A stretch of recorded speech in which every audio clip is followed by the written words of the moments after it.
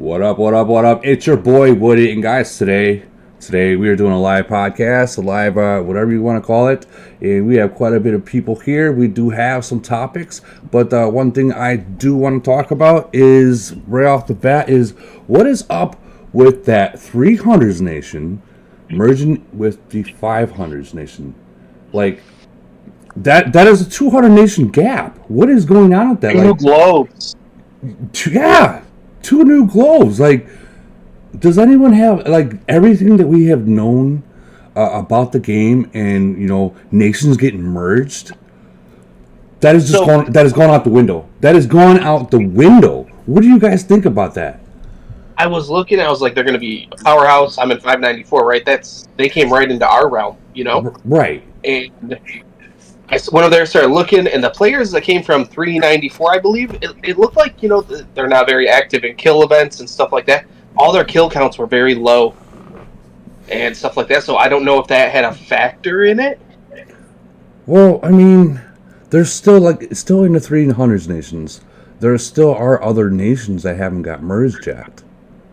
Correct. You know what I mean? So, I mean, and in the 400 nations. Like, I can see maybe, I think what was it? Was it 396 or 390? 394. 394. Yeah, that's the Baymax. That's Baymax's nation. At least from that's what I call it. Baymax nation. There's still a lot of people that could be merged with in the 400 nations.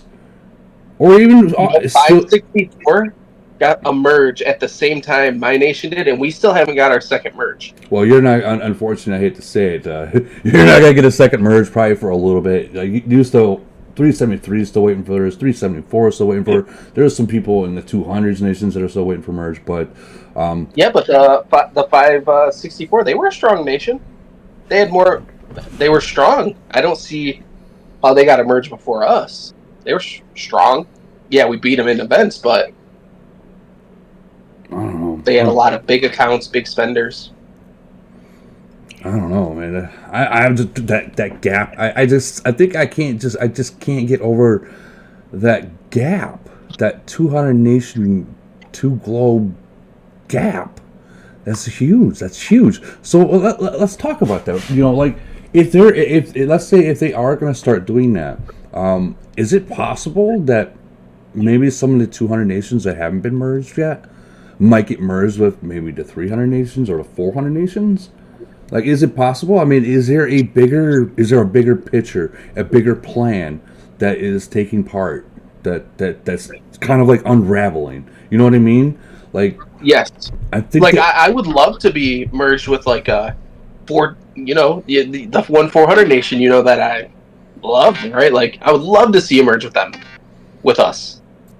That would be.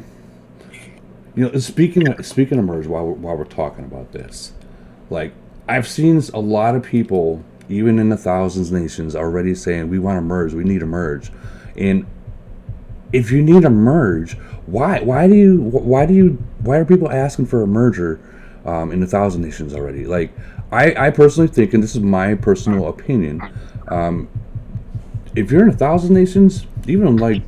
Because you got, like, what, it's like 1,100 right now is where the new nations are? I think what they're seeing is, you know, the locked servers, they're getting a merge, and they're not, so they think they should get one. When, like, let's be realistic, the locked servers start off a lot smaller, I believe, than our nation. So they do need the merge faster than we do as other nations that are unlocked. You know, there's probably less people in them and stuff, so they see, oh, this server or this nation got a merge, we need one too. They just, you know, jumping on the bandwagon.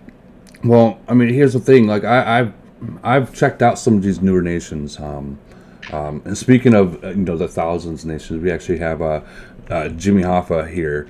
He's the new Rise and Shine that's in the thousands nations. 3 months in, and he's already knocking on C39's door.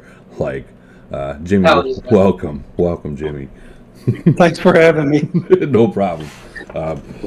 But when it comes to like mergers in the thousands, right now in my opinion, it's way too soon. Yeah, those locked servers, they might be getting a merger, but you know what? Like you said, in opinion, they start off real young. They don't got a lot of people in there, so they do kind of have to mix them up in there. So it's kind of fair as of now, kind of fair as of now, so they can contest against other people. Is. But I don't know. That's. So is a merger a bad thing? No, it's not a bad thing. But if you're too new in the game, it's not a good thing either. If you got merged with a older nation, that could it would devastate the players in your nation most likely. Yeah. Because you're not ready for that. All the we have rules. The T4 for C30 and below. It's about to go C32 and below. Can't have above T4 troops, stuff like that. And then how they run events and everything's different. We have strict rules. Yeah. So we've kind of implemented that as well. Very strict rules for farmers and stuff like that. But we're trying to stay ahead of the curve. I mean, we're hoping to have our first void here in another week or two. Do you guys still do in-nation void? Is that still an event? Yes, but I mean, I won't participate in it just because I devastate people, I dwarf everybody. But the Internation, we have a rule that you can hit once. If it's burning, don't hit again because it causes troop loss, and have everybody prep for void, the real void. Okay, I'm gonna have to. Okay, that is a good rule. But I'm gonna be real honest with you. That's preparing you for real void. So, I've always said for the newer nations, this is just my opinion. If you're going to be practicing an in-game void, in your own nation, treat it as void. Because when you go to void, you walk in. They actually have the void event like we did, or is it just they do it as? No, it's in nation void. So it's a kill. It's straight. You're losing troops. I always say if you're like I said, if you're going to be in nation void, they're preparing you for void, and once you hit void. Against another nation, they're going to zero whoever out and take all resources they possibly can. So that's going to prepare them for it. That's going to teach them, look, I can't just put a 2-hour bubble on. I got to put a 1-day bubble on if need be. They got to be able to hide their troops, send them away. Because if they don't, and someone's watching, troops come home and they speed in those troops, and you might have 30 people rushing in, and. I mean, Don't get me wrong. So with your city, you don't got anything to worry about, Jimmy. But other people in your alliance, it can be a different story. And I get that. So we're doing a massive purge, 48 hours prior to void. Is that a pretty normal practice? That's actually older nation rule. Is actually usually I would say 2 hours is you would give the purge. Everyone's supposed to be bubbled 2 hours before it starts, and then obviously the big guy or you. Every nation's different, but there are a lot of nations that will do 2 days. Maybe this first one you might want to do the 2 days, just so you guys all do know how serious it is. Because like I said, dude, even you're gonna go in there in the cross nation void. And you're going to continue to hit them. You're going to send 5 fleets into them. And you're going to take the resources. You're going to take whatever you possibly can. Anything that they have, you want. You're going exactly. So, best advice. I was planning on trying to hit their big boy right out of the gate to avoid him coming over and hitting us. Yes. I love hearing that. That's that. We also have wonderful cooperation in our kingdom from all the big alliances. We have a chat room that we all get in there. Early on, we developed this as a way to cooperate and let everybody grow to be stronger for Void. That's kind of why we've had so much peace, right? And why we've grown so fast.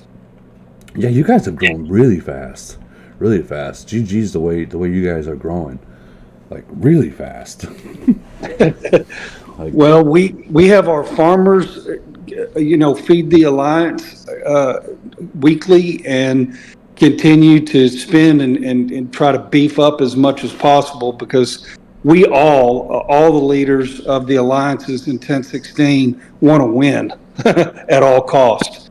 So you're and 16. All right. that's really our end goal right there. That's that's exactly the way you treat it. Like you're gonna find people do stay on 24 hours during void, literally 24 hours, and I like and they hunt like for instance my alliance itself. The lower people that really can't fight, as some nations would say how they're farms and stuff. The lower what? You're in alliance. I thought you was sitting by yourself right now. No. I'm in here. I'm live in the main server. But no, what I'm saying is, yeah, I'm in the alliance. I see what you're talking about, and I'll explain that later on.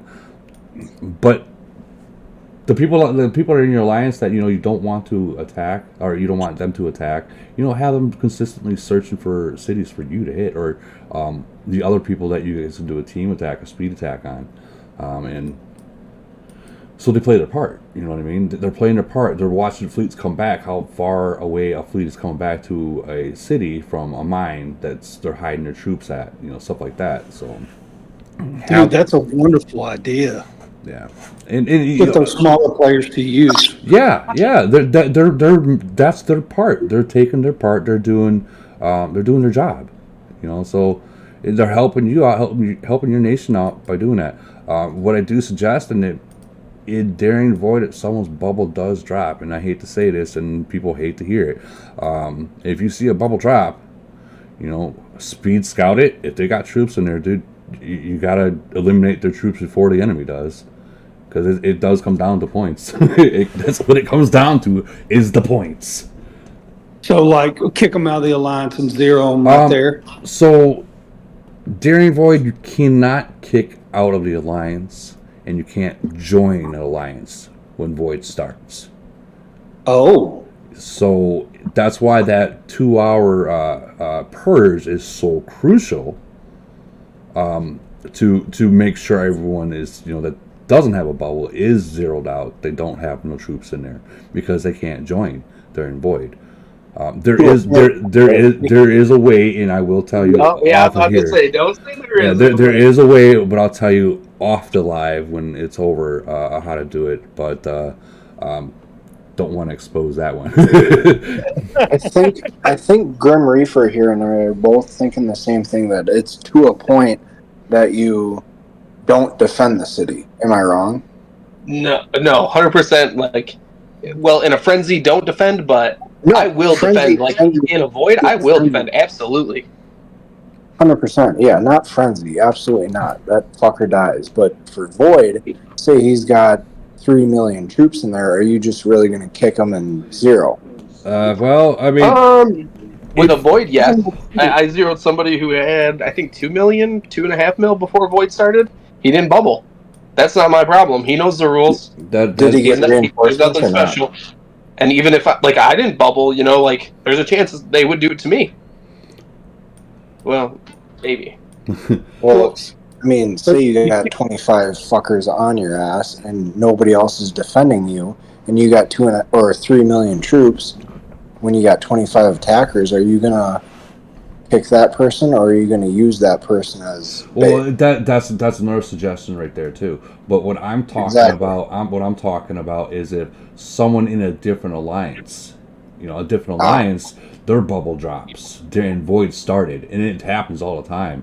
If you see that bubble drop from a different alliance, yeah, you Smack the hell out of them. you got to zero them out. You have to, because if you're able to see them, they're able to see them.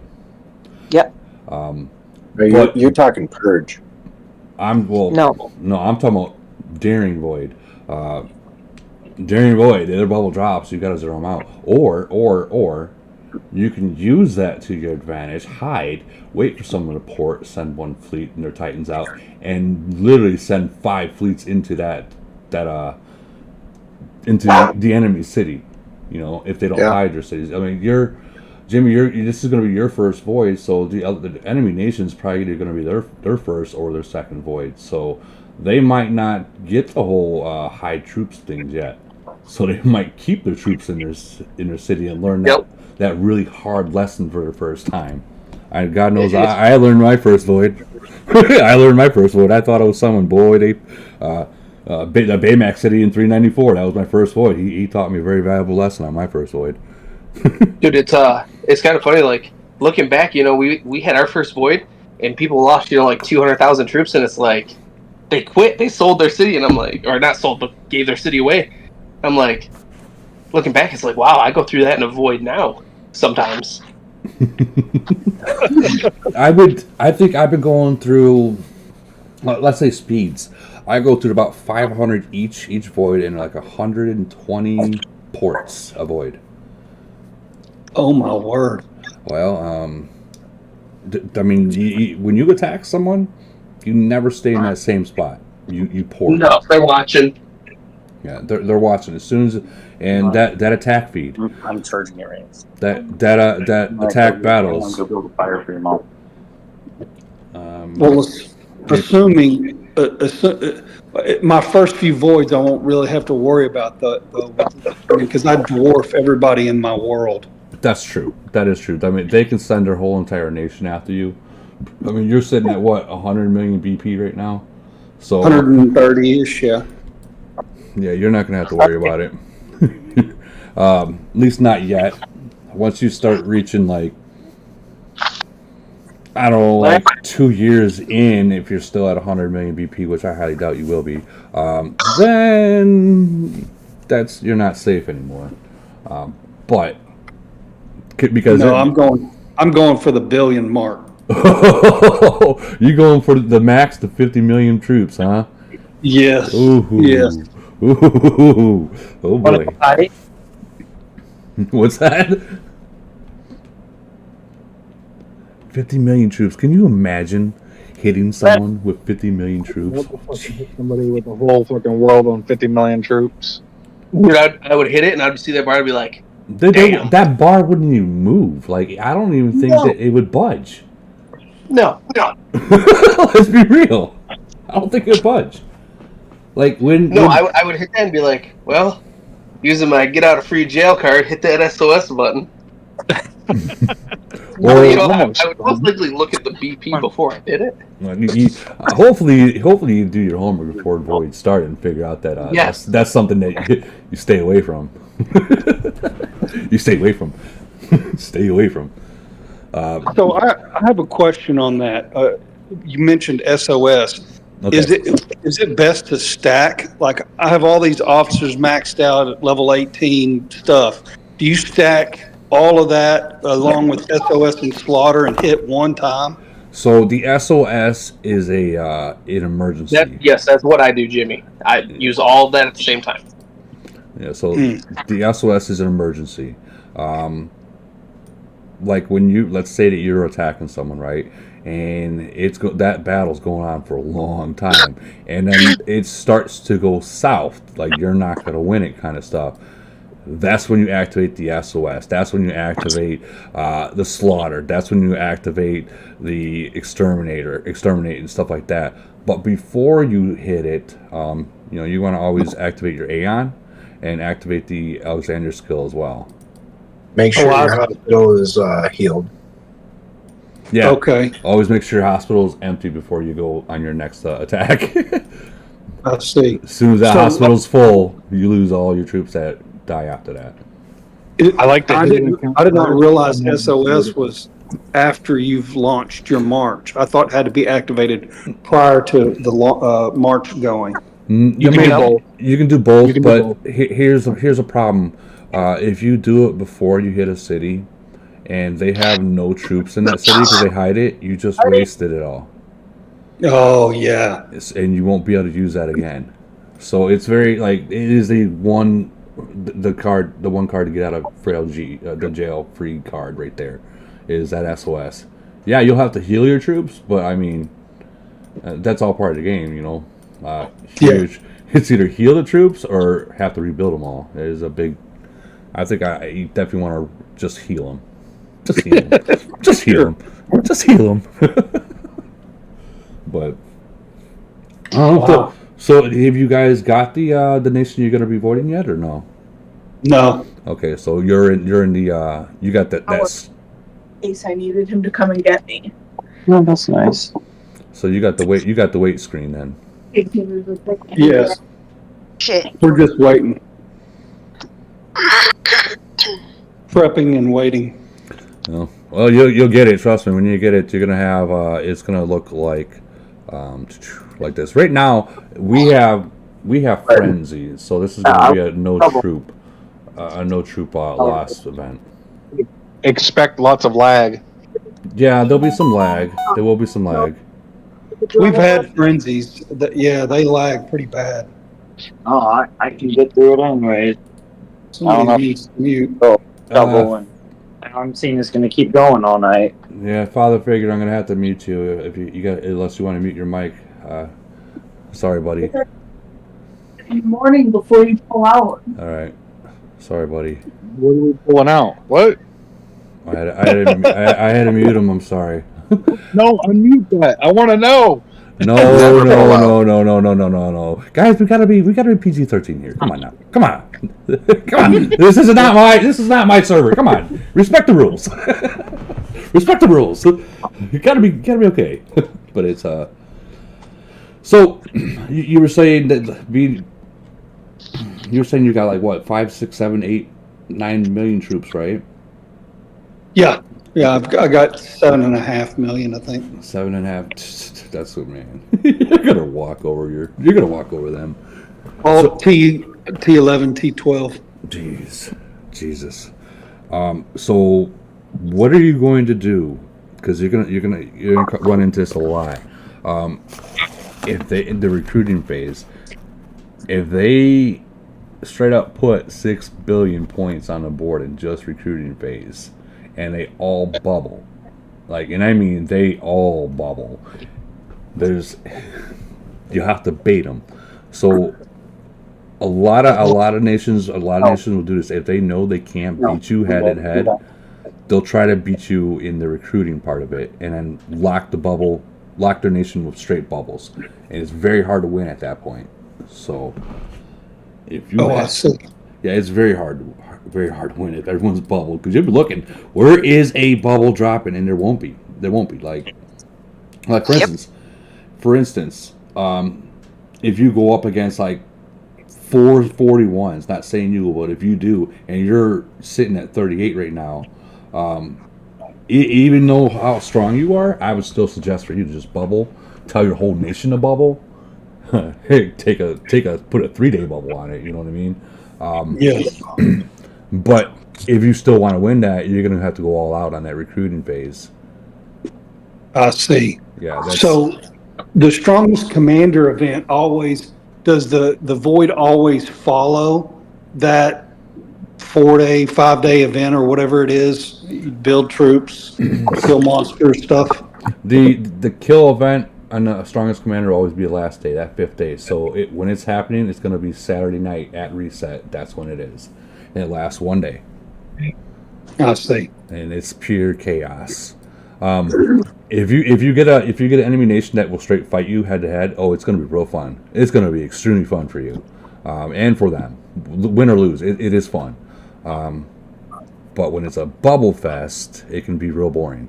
That's when you got to use some tactics of like drawing them out, setting traps, and baiting them to drop that bubble. Mm. And you're going to learn a lot. Don't get me wrong, you're going to learn a lot. But you'll see. Do you get points for actually getting resources? No. Yeah. No. But I mean, being how new your guys' nation is, everyone needs resources. Holy shit! Everyone needs resources, so it's probably best to, if they're gonna go and farm for resources, make sure they're using like a farm to do it. Oh, okay. And they're only T4s, because literally they're T4s. They don't get points away for now. It's possible in the future that the gods of Camel might actually make them worth a point or two. Just Everyone here that has gone against T4s knows exactly what I'm talking about. It sucks. I don't know when you make It's cookies the worst. They're the worst. They will just and like work on the kitchen so we can make some dinner tonight. What you making for dinner? yeah. What you making for dinner, dude? We're hungry. We hungry. Oh shit! I'm sorry, guys. I didn't mean to do that. Hey, I have a serious question. Okay. I have a serious question. I'm having like a fleet problem. My fleet is not big enough, and it's driving me crazy. For that now. That sounds like a personal problem. Okay, so No, I'll get to like 530. I'll get to 525, 530. I'm trying to cap it out in Titans with the zombies. Increasing the alloy on zombies. And I've got triple S on Morgan. I got triple S on Saki. But like I'm still hovering. Skills on Saki and Morgan in nation and cross nation. Yeah, triple S on all on all four. Maxed at level 30? No, they're not maxed at level 30. But I'm like, come on, like what the fuck? Like, excuse me, excuse my language. But like, there's people that are rolling with like 600. And I'm like, if I've got like level 19 or level 20 triple S on cross nation and non-cross nation, there's ways that they're doing that. Okay, so right here, Island. Island, yeah, but they're using the fast expansion. They're expanding and then they're using the buff to expand in the war. They're using the expansion there, and then there's even more. You go into your decorations for your city. Hold on, I'll show you. And you can use a skin. You can use a skin, and you can use your troops. There's a certain troop out there, like this. What is it? The Space Fleet? Yeah, the Space Fleet. 5%. It increased limit 3% of your regular fleet, and plus your zombies as well. It adds 4,500 to the zombies. So, and if they have president, and I think which one is it? Marshall. Like that's what some would call the razzle dazzle freaking buff to get max fleets. And like for say when I do all that, I'll sit at like 650, 655. So like that's what you want to do. I mean, if you're going up like against a big person, you got to do that. Like you can't sit at 500 or 550. You have to go all out. Yeah. But still, I'm talking about people are hanging out in the uranium mine with like if you 600 something thousand. When you have to buff up like that, that's the first thing you go into it. You go in that uranium mine and you reset that thing and you put your new fleet in there. Yeah, but every day though.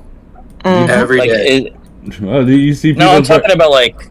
You see people every day. You see people dropping a lot of money in these side events, and that's where they're getting these skins. Okay. That's. So I just need to accept that even when I'm capped out on triple S, cross nation fleet expansion on both of them, I should still be hanging around like 575 unless I do some special razzle dazzle business. Well, the only thing that's going to increase it thereafter, once everything's maxed, is really the island.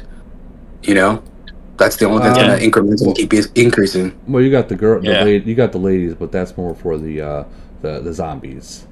Right. Which is, I mean, that's not even a huge increase with zombies, but being that the zombies are the most strongest troop. Well, and you get it on the female Titan.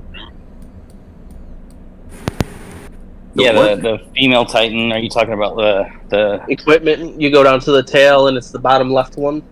Yeah, that's increasing the fleet size of the zombies as well. Yeah. Yep. That's 6. Yeah, I mean, I'm doing that, but I'm just like, man, it's just too slow, man. It's just not like fast enough for me, Well, I mean, I hate to say it, man. This game is a slow. Take your stuff to level 30.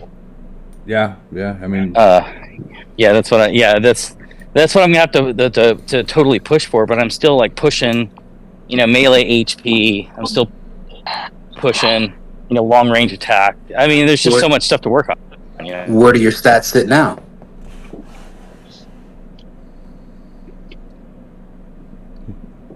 Where'd he go? I don't know. Where did your stats go now? About 1,300 LRA. And about almost 1,200 melee HP. And you're in 1016? No, I'm in 725. Ah, that would make more sense. Okay. Oh, you're near me. You and I have talked. You and I have talked for a while back. You know. Oh, retab. Okay, I'm sorry. I was trying to see who was talking. Yeah. And you can call me Peter. That's just retab backwards. I mean, I'm Peter, so it's my name backwards is what my name is. But whatever. But seriously, I'm like sitting here hitting these people, and I can't figure out how they're fleet. I mean, I guess that's what I'm just gonna have to do. Is I'm gonna have to work on the skins and waste skins. You're not getting nothing. Go. Fuck. You're not getting nothing. Well, I mean, when you say skins, you're not talking about Titan skins, right? Because I think you'd be wasting for fleet size. No, I'm talking about skins. Yeah, I'm talking about city skins. City skins. Okay. I'll show you which one you want to use for the city. Okay, so this one right here, the Optimal Fortress, that gives you 5% army boost. 5%. Now you think about 5% of your 500% or whatever, 500,000 troops. Well, that's 500. That's 5% of more of that. And I believe there's another one. What is it? Right here, 6%. The Tyrant Mecha. Yeah, but don't forget your actual your car. Yeah. The troops. Yeah. So, and then the car itself, they got other ones too. You got that one. I think what is this? Gondun that's the attack boost, mechanicals, defense. Can you stack the city ones, or is it only one active at a time? I think it's one active at a time. One at a time. Yeah. That would be nice. So, oh my god, yeah, I'm like, you imagine stacking it and having a million troops in one fleet. That would be insane. A million troops would be able to take out a 6 million fleet, probably. That's why they made Iron Blood, so you can have that million troops. Mm-hmm. I love and hate Iron Blood. I love it too much, but I hate that I use I hate it because I use every speed, every port I have.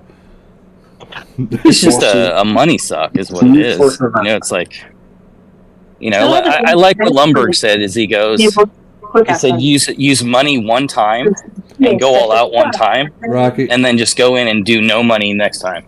To where you can get the merit. Right.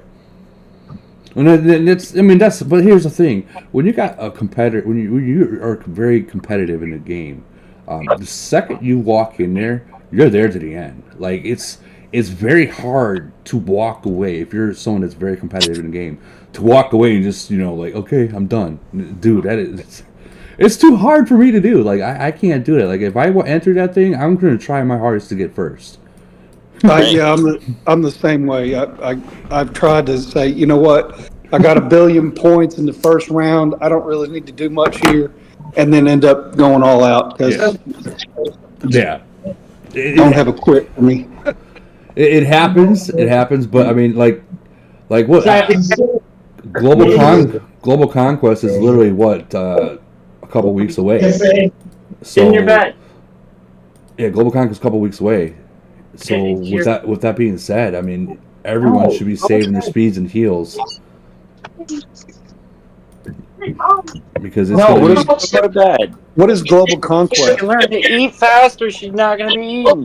Hey, who is that? I'm gonna have to mute him. Global Conquest is like an event where you're playing against your entire globe, and you're battling and you're ranked against your peers. And you're going in and you're trying to take a main tower and own it and control it while killing other towers around. I guess it's kind of like Chaos Land. Actually, it's like Cap. It's just like this. It's just like this, but there's more. There's more of that. Oh my God, I cannot wait. And you'll have like 3 or 4 different nations that you're up against. And you're speeding in, stealing towers, and stealing this main one right here. And then way in the back here, you'll have other energy sources that they're stealing there too as well. That you got to speed in and steal. Dude, the Global Conquest is what this game is about. Like that's what we strive for. That's what we want number 1 in. Like if you know what's coming, you're saving everything you have. And it gives you the best stuff too. It does. Like in terms of like, wait, if you win it, it gives you the best, You have to go? all around stuff to help you get better. Oh. Develop your city. I gotta cut everyone off. Catzilla, guys, everyone that's in the chat, be sure to on my YouTube chat, Catzilla right there. He just donated $10. Thank you, Catzilla. Be sure to click on his YouTube channel and give him a sub and a like. He's one of our YouTubers for this game, guys. Awesome content he has, and there you go. Thanks, Catzilla, for that donation. And there it is. There it is. But no, Global Conquest, I'm telling you now, dude, is fun. It is fun. Like, call off work kind of fun. Oh, man. Call off work kind of fun. How long does it last? It was an hour and a half, and there's 3 stages. Mm-hmm. Man, you're getting me excited just because I know it's right around the corner. I know I'm about to pillage that thing. Oh, dude. So, like, during the preliminary rounds, and it lasts, 3 months, I believe. During the preliminary rounds, I mean, you don't have to go all out. You just got to score, top 16? Yeah, top 16, and then you can move on to the semis. And the semis, I think, is the top 10 or something like that, or top 9. But it shrinks down like that, and then the finals. The finals is where you go all out. And I mean all out. Everything you have. But be careful. But be careful, because it is well known that other alliances from other nations will team up with other nations and knock you out. Like who? Like who? I'm just saying. I'm just saying. It will happen. It happens more than you think. 343-299. It happens a lot, but I mean, if you can overcome them, if you can still overcome them, and which is hard to do, but being you're a monster account, if you see something like that, I mean, you can port behind them and start burning them. Like, okay, I see what's going on here. all right. Well, now we're gonna see whose schlong is bigger. Okay. And they create this chat for you to be in, so that way you can communicate with one another. Yeah. All the nations that you're stacked against, and they'll just have everything to say about you too. So I've get ready for that. In the last frenzy against another nation, they took my profile pic and made a bunch of memes with it, and they renamed all their accounts Jimmy Hoffa. Was that Project X? They'll do that, dude. They will definitely do that. Oh, you're Jimmy Hoffa, the monster spender in the new nation. Yeah, that's just come out. Yeah, cool. Nice to meet you. My life is doing. He's the next. He's gonna be a whale. He's the next top man. Yeah. He's the next top man. Yeah. The next great one, the next top one, the next Ronaldo. What nation is he in? Like 1,000 or something.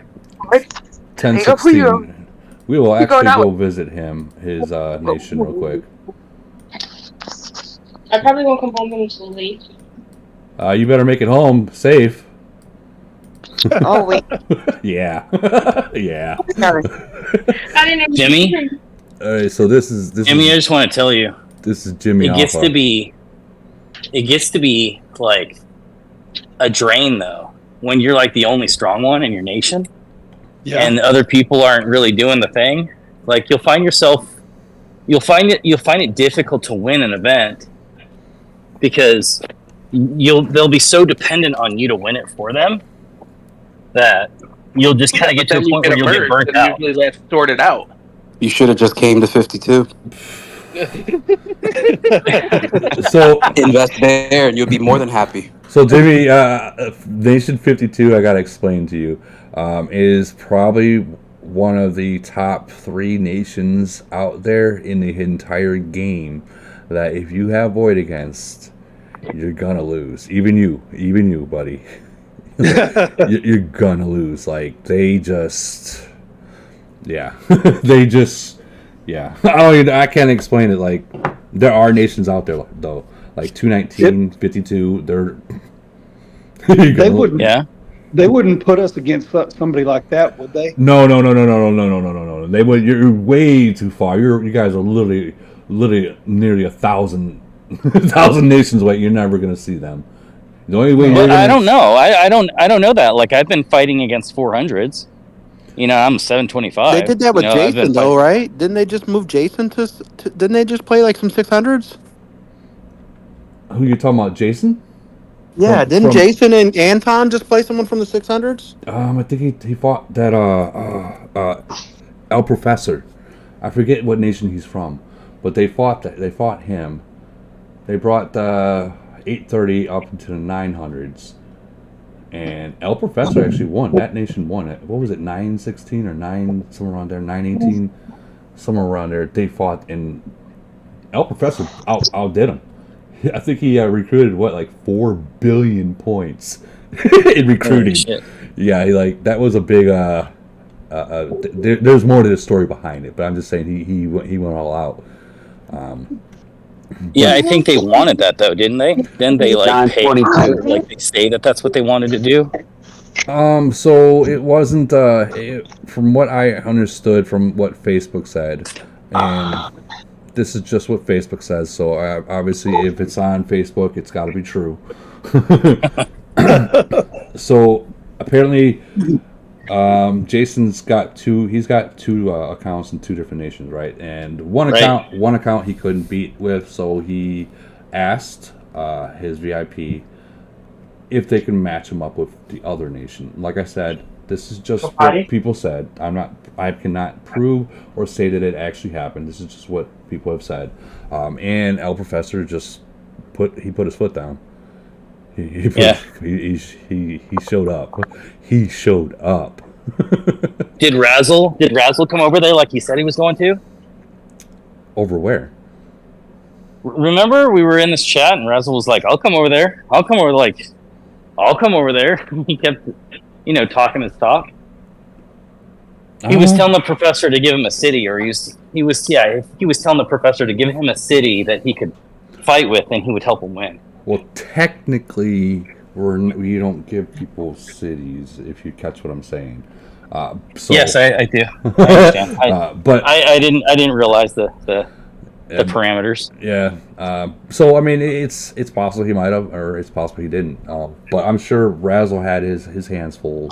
So yeah, they said Razzle did not come over. So, but like, let's say 1016, Jimmy, you're at 38. You're going to be 39 within a couple weeks, probably. Yeah.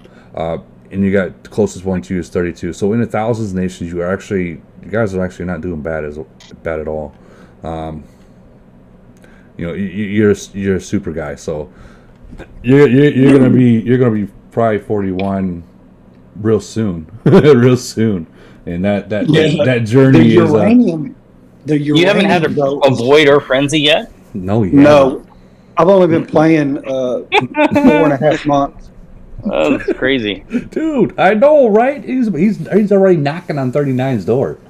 That's really crazy. That's just holy crazy. Cow! That's why I said he's gonna be the next Ronaldo. He's gonna be the next League God, the next great one, the next anyone you could possibly think of. He's gonna be the next guy within probably a year. Show the Titans and the officers and stuff. What is he at with there? Okay, you don't mind, Jimmy? You don't mind? I'm not gonna share your stats, but I'll share your Titans and stuff if that's okay with you. Absolutely. Okay, so your officers, he's sitting at 9.8 already, guys. Jesus Christ! 9.8, 3 months. 9. Oh my God, 9.8. Okay, Titans, 2.5. That is 2.8. Holy cow. 2.5, guys. People that are watching. I hope you save up your 3-day bubbles. Whoever you go against and void, I hope you're saving up your bubbles. We're playing 2.4 already. He's already got gold and working probably on his second one. Holy cow. Yeah, I'm one level away from my second gold plane. Holy cow. Do you have anybody on your team?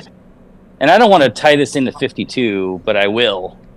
I mean, it's got to be hella fun playing in 52, where everybody's banging with you.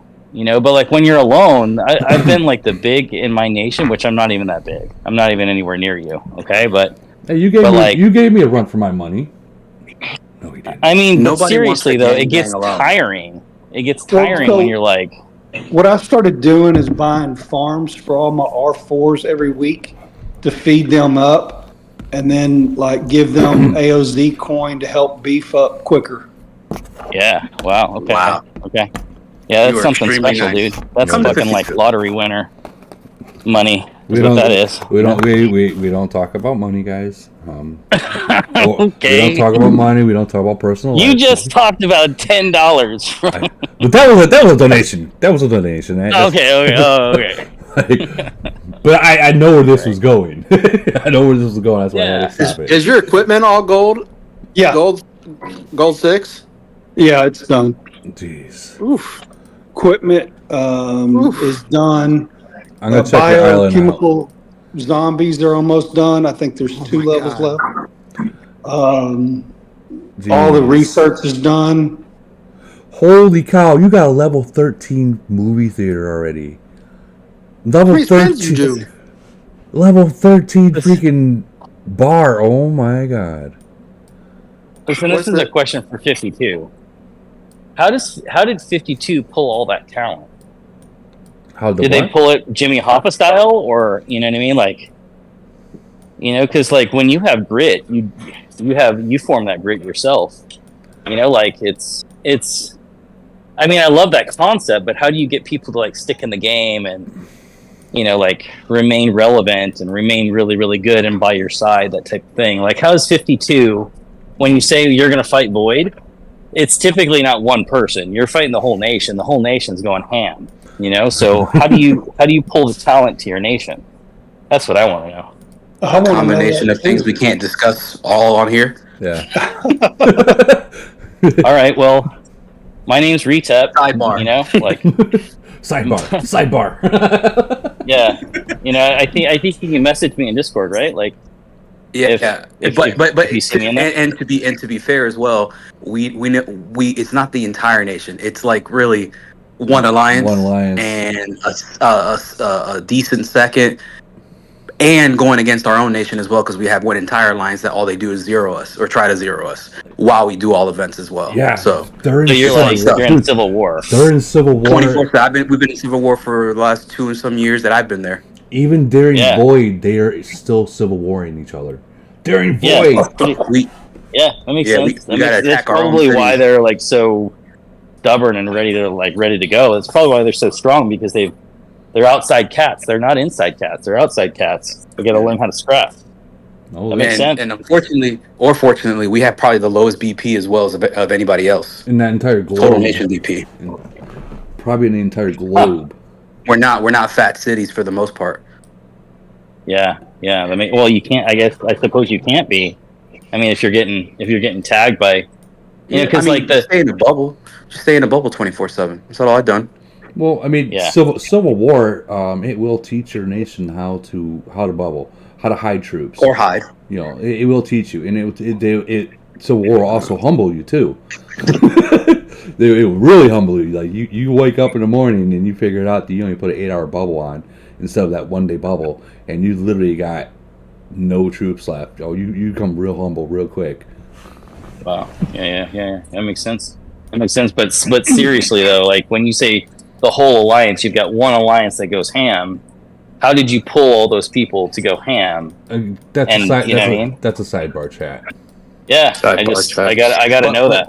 But one thing we could explain on here is great leadership. Yeah, absolutely great leadership. Number one, that's the head, and then everything else follows. So like I can say for our nation, we don't have anybody quite like Jimmy. I'm in 820, but like our entire nation's under one umbrella. All the top 5 alliances are controlled by the main alliance. All of the R4s in the main alliance have R5s. They are the R5s in all the other alliances.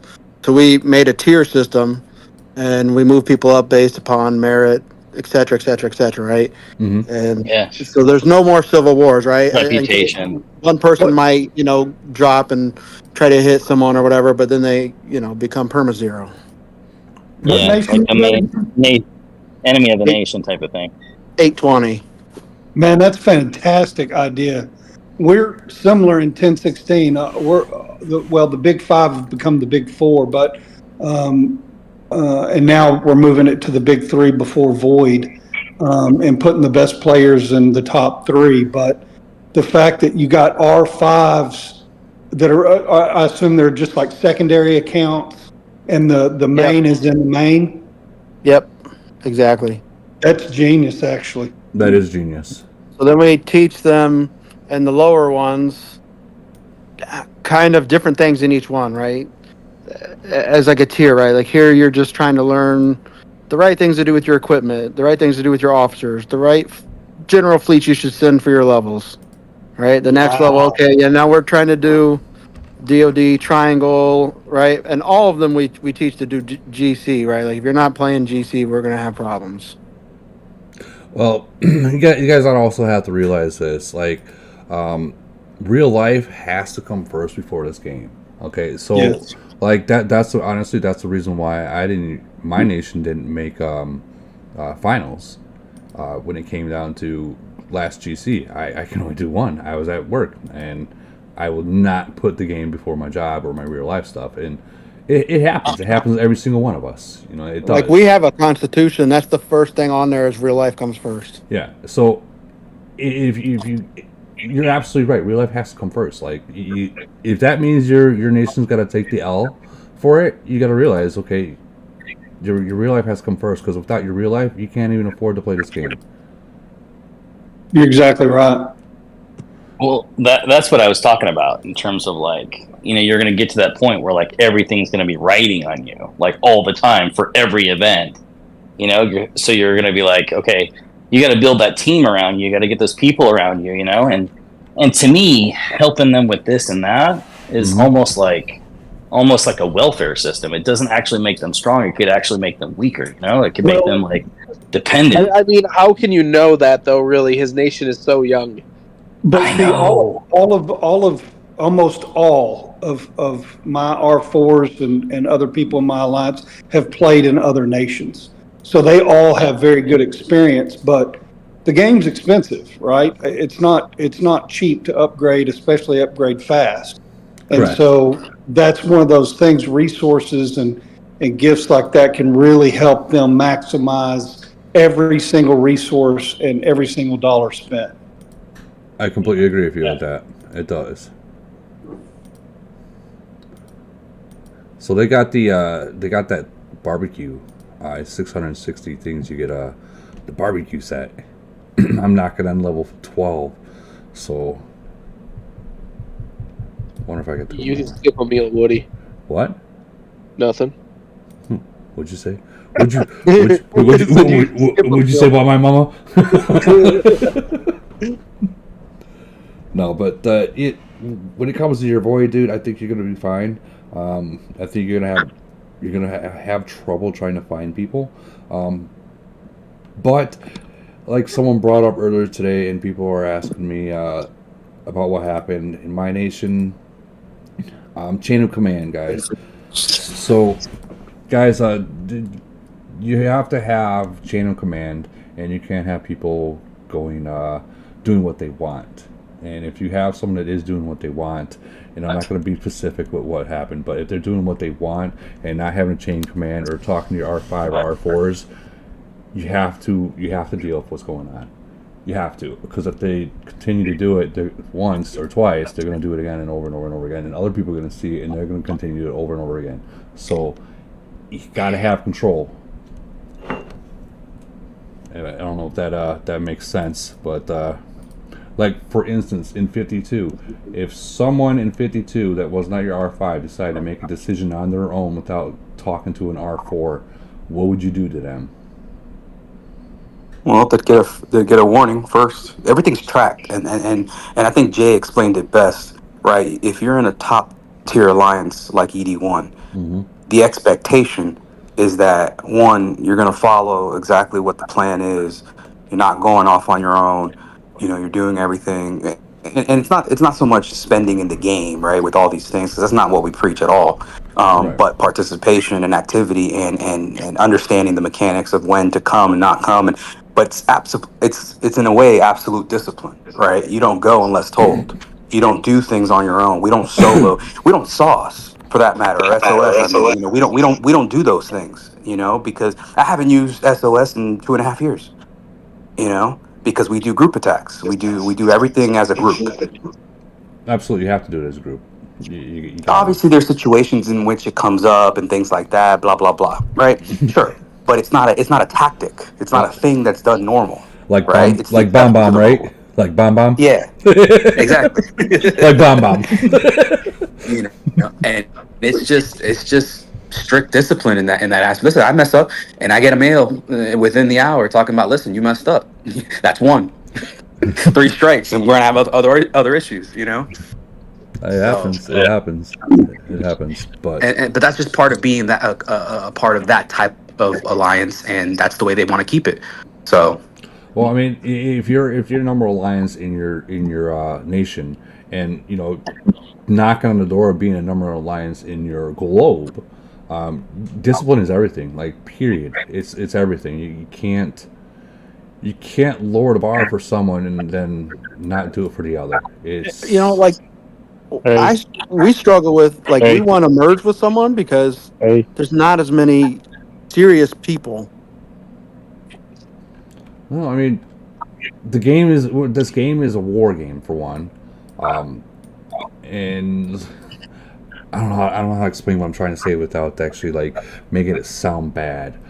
It's a war game. We all play it. Some use it for social media. I get it. From different all parts of the world. But when it comes down to it, the people that are playing the game, people are spending in the game. They're in a top alliance. They got R4s. R4s are supposed to talk to everyone, come up with a solution, and the R. Hi, everybody. Hello. The only job an R5 really needs to have is to make a decision of what the R4s have came to, either yes or no, and obviously keeping communication with the other R5s in the nation. That's literally the only thing an R5 has. But if someone takes something in their own hands without, I don't know, if someone takes something in their own hands without an R5 or any R4 knowing about it, there's a big problem. And if it's been warned already once, I mean, and they do it again, I mean, the consequence has to happen. Like, you got to set an example, and I hate to say it like that, but it has to happen. Anyway. Hey, Jimmy. Yeah. Hey, I was going to tell you, I mean, I'm sure Woody's already talked to you about this and stuff like that, but as the big, don't teleport into the enemy nation all up in the middle of their city, because they'll just bubble the whole time. Yeah. You got to go to the Four Corners and go out into Timbuktu and then act like you're inconspicuous, where they can't see you, you know what I mean? And go way on out there and then wait for the right perfect type of moment, and what you do is you send one of your lower level cities and you have them slow time attack something, right? You let them go in 2-3 minutes out, let 15, 16, 17, 20 people reinforce, and then you speed in, and you're the one that just pushes it over. Oh, I see. Because if they see you coming, you're not going to get anything. They're just going to be like, nope. Yeah, I'm not messing with that guy. He hasn't had the benefit of time to know all the tactic ways of having people, open up and. Right, and when before your void starts, and I tell every freaking monster this, disappear from your hive. Disappear from your hive before it starts. If they can't see you, they don't know where you're at. What's that? If you're parked right in the middle of the hive, we don't let anyone that's going to teleport within our nation be in the hive. They have to have it plugged already with a farm. Don't even use a farm. Don't even use a farm. You can use your flags. Just put a flag there. Yep. That's the easiest, less costly way. Put a flag there. That way they're not logging in, logging out, logging back in, logging back out. They move. They put a flag there. And regardless, there's going to be a point in time in the game where those elite mines, you're not even going to care about it. You're probably not even going to send to it. People in your alliance, they're just going to be sitting there full to the point where you don't even want them. You can pass them off to another alliance. It happens. Like, other than your mineral mines, keep those. Keep those. But like all the other ones, don't those change every 12 hours or something? Don't they flip? Yeah. And I wanted to let you know that the feed mines and the oil mines, after what is it, 12 or 24 hours? I can't remember which one it is, but if they're not touched, they will turn into either steel mines or mineral mines. I forget which one was it, 12 or 24. Anyone, can you verify the hour? I believe it was 12, but I could be wrong. I think it's 12. Yeah, by the way. it's 12. I think it's 12. Like right here. And that's what I was going to say when you were talking about don't give up mineral mines. I was like, well, you can't really own that because it's just going to transfer. I didn't want to say anything, but like this one right here. Someone went into this oil field mine. So that one right there, until it's drained, will never ever flip into a steel or a mineral mine. So someone's going to go in there and someone's going to have to drain it. Do they ever flip back? Oh yeah. Like all the ones that you have, like for instance, in your territory, if it's a feed, once it goes into a mineral mine or a steel mine and it's emptied, it's going to flip back to a feed or an oil mine. It's not going to stay a mineral mine for the rest of its time. Oh, I see. Yeah. So, and that's a trick. All these newer nations that are watching, or in the future will be watching, that you could do it, actually help your nation grow faster. It just takes time. Yeah, because you gotta help all the numbnuts like figure that part out, because all it takes is just one idiot to go in there for like 10 seconds, Yep. Oh God, and reset it, especially on the 11th hour. Like this one right here. Someone went in there it looks like for maybe 2 minutes, and it just drained. If like someone in your alliance, after you set that rule and it's been like a month, and someone goes in there again, you can kick him out of the alliance and send him an invite back, and then once he gets back in, you can tell him what he did wrong. But if it's a repeat pattern, then that alliance might not be best for him. But when it comes to strongest commander harvesting, that part, open them up. Everyone take whatever you can. If there's a mine open there, take it, because those are points. Like that should be the only time that you should be using the feed or oil elite mines. That makes sense. Yeah, but it will help your nation out quite a bit. Because we all know uranium is not easy to get. It's a long haul, but minerals is the same. Like, especially if you're going to recruit a lot in strongest commander, that takes a lot of minerals to do. Like a lot. So if you've never gone through Frenzy or Void, there's also like alliance things that you can activate, like rescue and emergency room and attack, blitz, defense, offense that you can do. So like, let's say that you're in the heat of the battle and it's like a lot of things are banging. You can activate all those things all at the same time, so that way you can protect your team. I'd probably make sure that you're ready to use those when the time is right. Yeah, that's exactly right. We've been upgrading all of those. That's or the alliance bubble. That right now, being new, I would say the alliance bubble and the emergency room will probably be the most important things that you need to tap on. Try to get those maxed out, because what is the max? 2 hours, right? I think it's 2 hours max. So last 2 hours you use that, and I'll tell you what, man, if you can get it maxed, those last 2 hours, the first 2 hours and the last 2 hours is where you get your most points in anything. Yeah. So yeah. The first 2 hours. They play the loosest the first 2 hours. People just play the loosest. They come out swinging and then they get cracked and then they bubble up. Yeah, then they're done. Then it's over for them. Like you always know when someone's done a void. They get cracked and they port back to their hive and they put a bubble on. They're done for the rest of the void.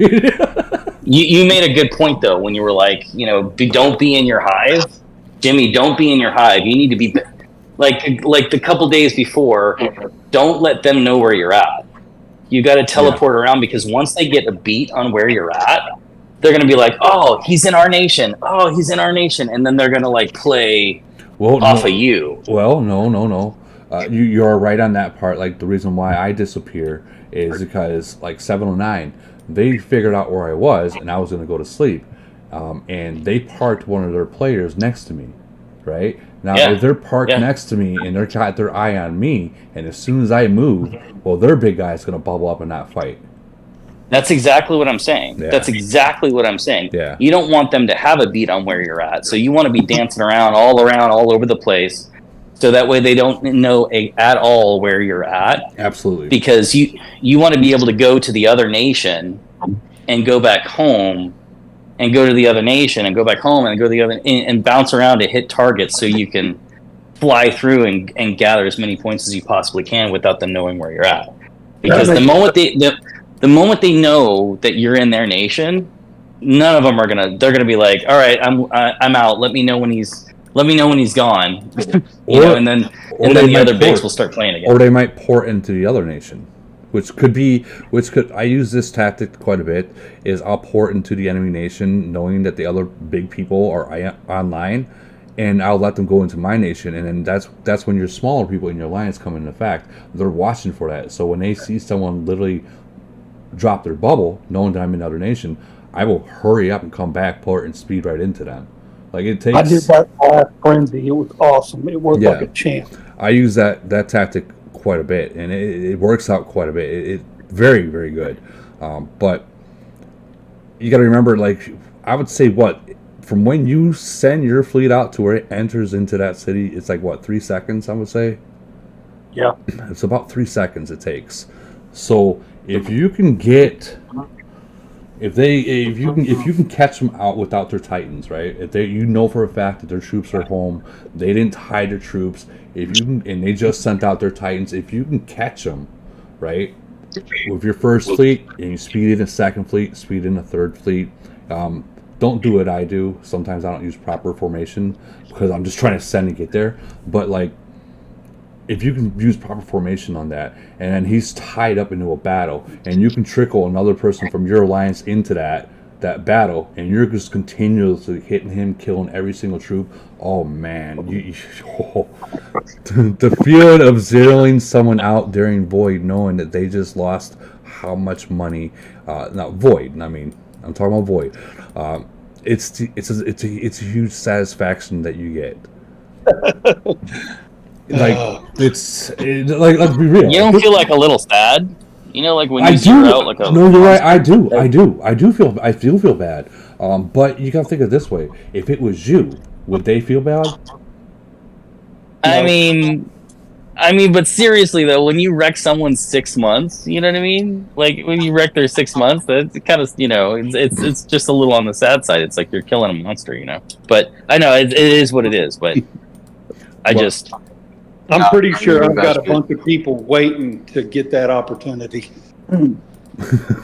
So there's the counterpunch too, and the counterpunch is let some of your small guys go hit one of the other bigs, or let one of the other bigs hit one of your guys, and when they go hit one of your guys, you can watch the battle log, and rush in.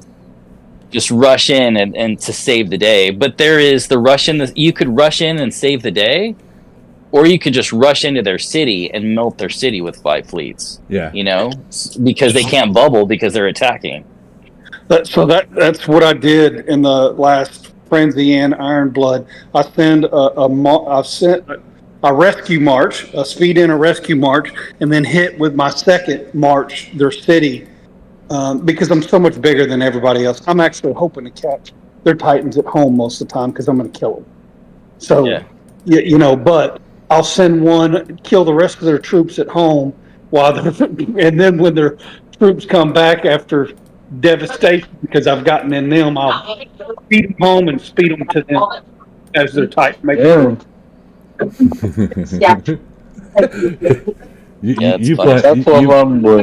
You plan on taking them out.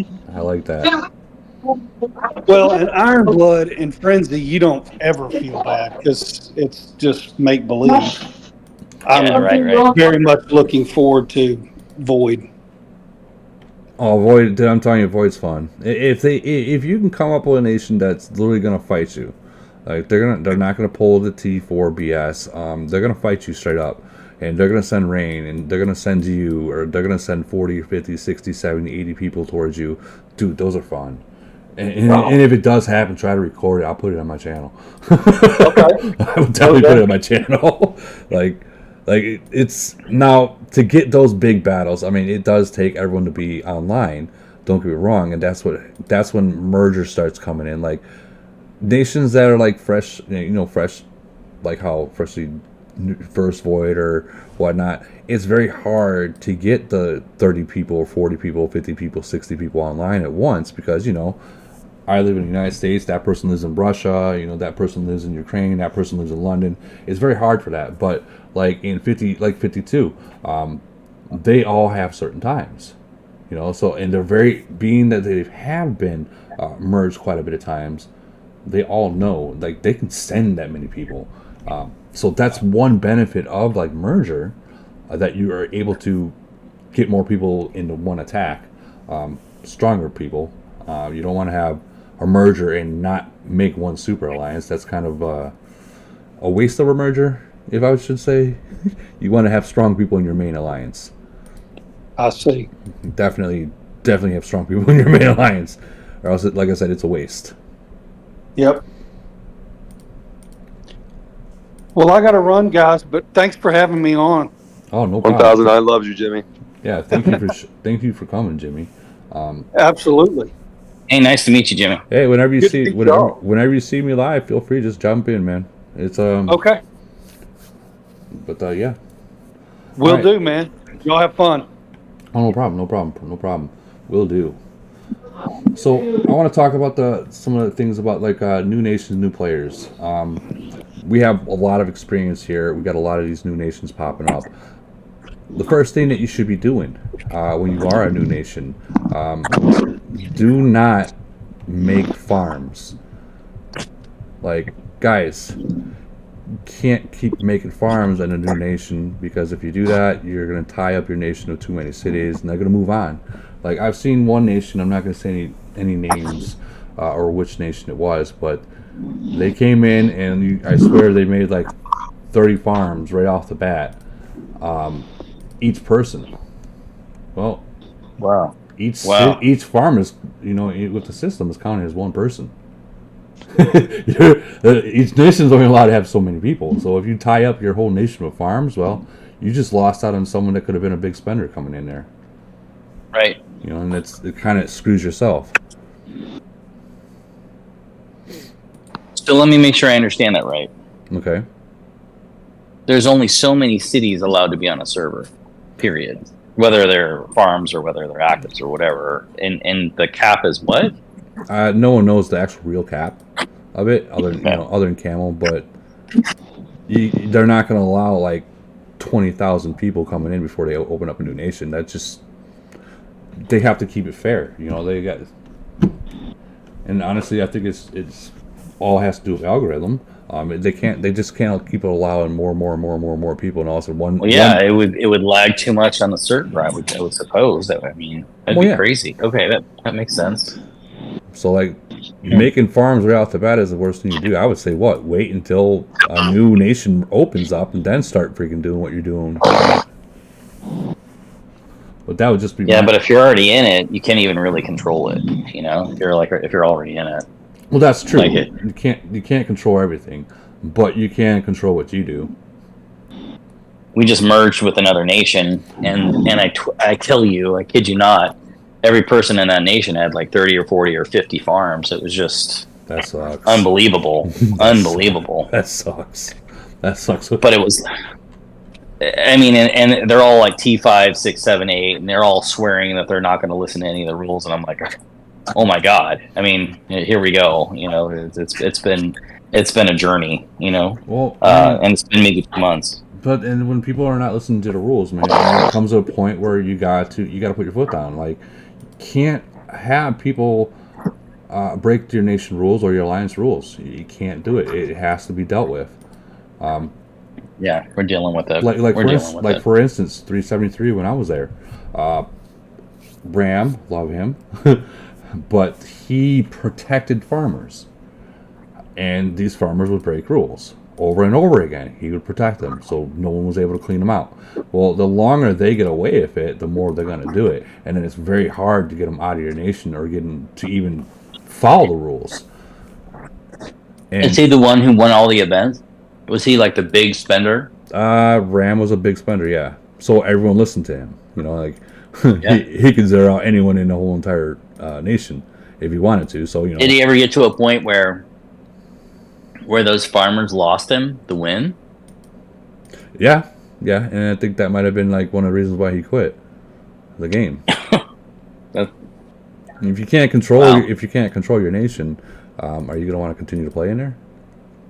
Yeah, I mean, and so he has quit. I thought that was Great One who quit that way. No, Great One still plays.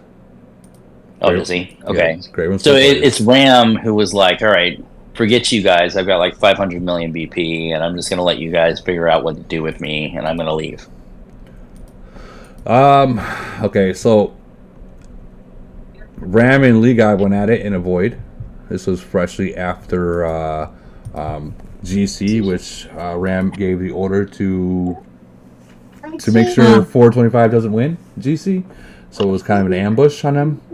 And League God got a void against us. Very next one, beat Ram in the mines, and days later, Ram decided he was done. Really find friends. Oh, because of GC. Well, I mean that's I mean, dude, you gotta when you do GC, do you put money into it? Oh yeah. Okay, now imagine a whole nation doing exactly what you did, and then to find out that, you know, a friendly nation that you're supposed to be friends with, find out that they ambushed you. They teamed up on you. What would you do? Yeah, right. What would you do if you were mashed in void that very next time? I mean, they can't do anything about collusion, right? Who? What do you mean? Anyone. What happens outside of the game is. Yeah, I mean, they can't really do anything about it. What happens outside the game is outside the game. I think pretty much every nation that's in the finals is doing it. That's it. Wow. They are. I mean, I've seen it so many times. It's true. I've seen it a lot of times too. It sucks, but it happens. It sucks. I mean, the only people I have a relationship with is you. So I don't even want to go to the finals. You know, I don't even want to be there because I can't even imagine. Like, I wouldn't want it. You'd have me 770, which is the Vegas people, which won it, you know, last time. I don't know how he does that. That's just 441s. Did you guys seen that? He's at 441s now. Like, what? How? 441? Okay, we know. Maybe that is Ram.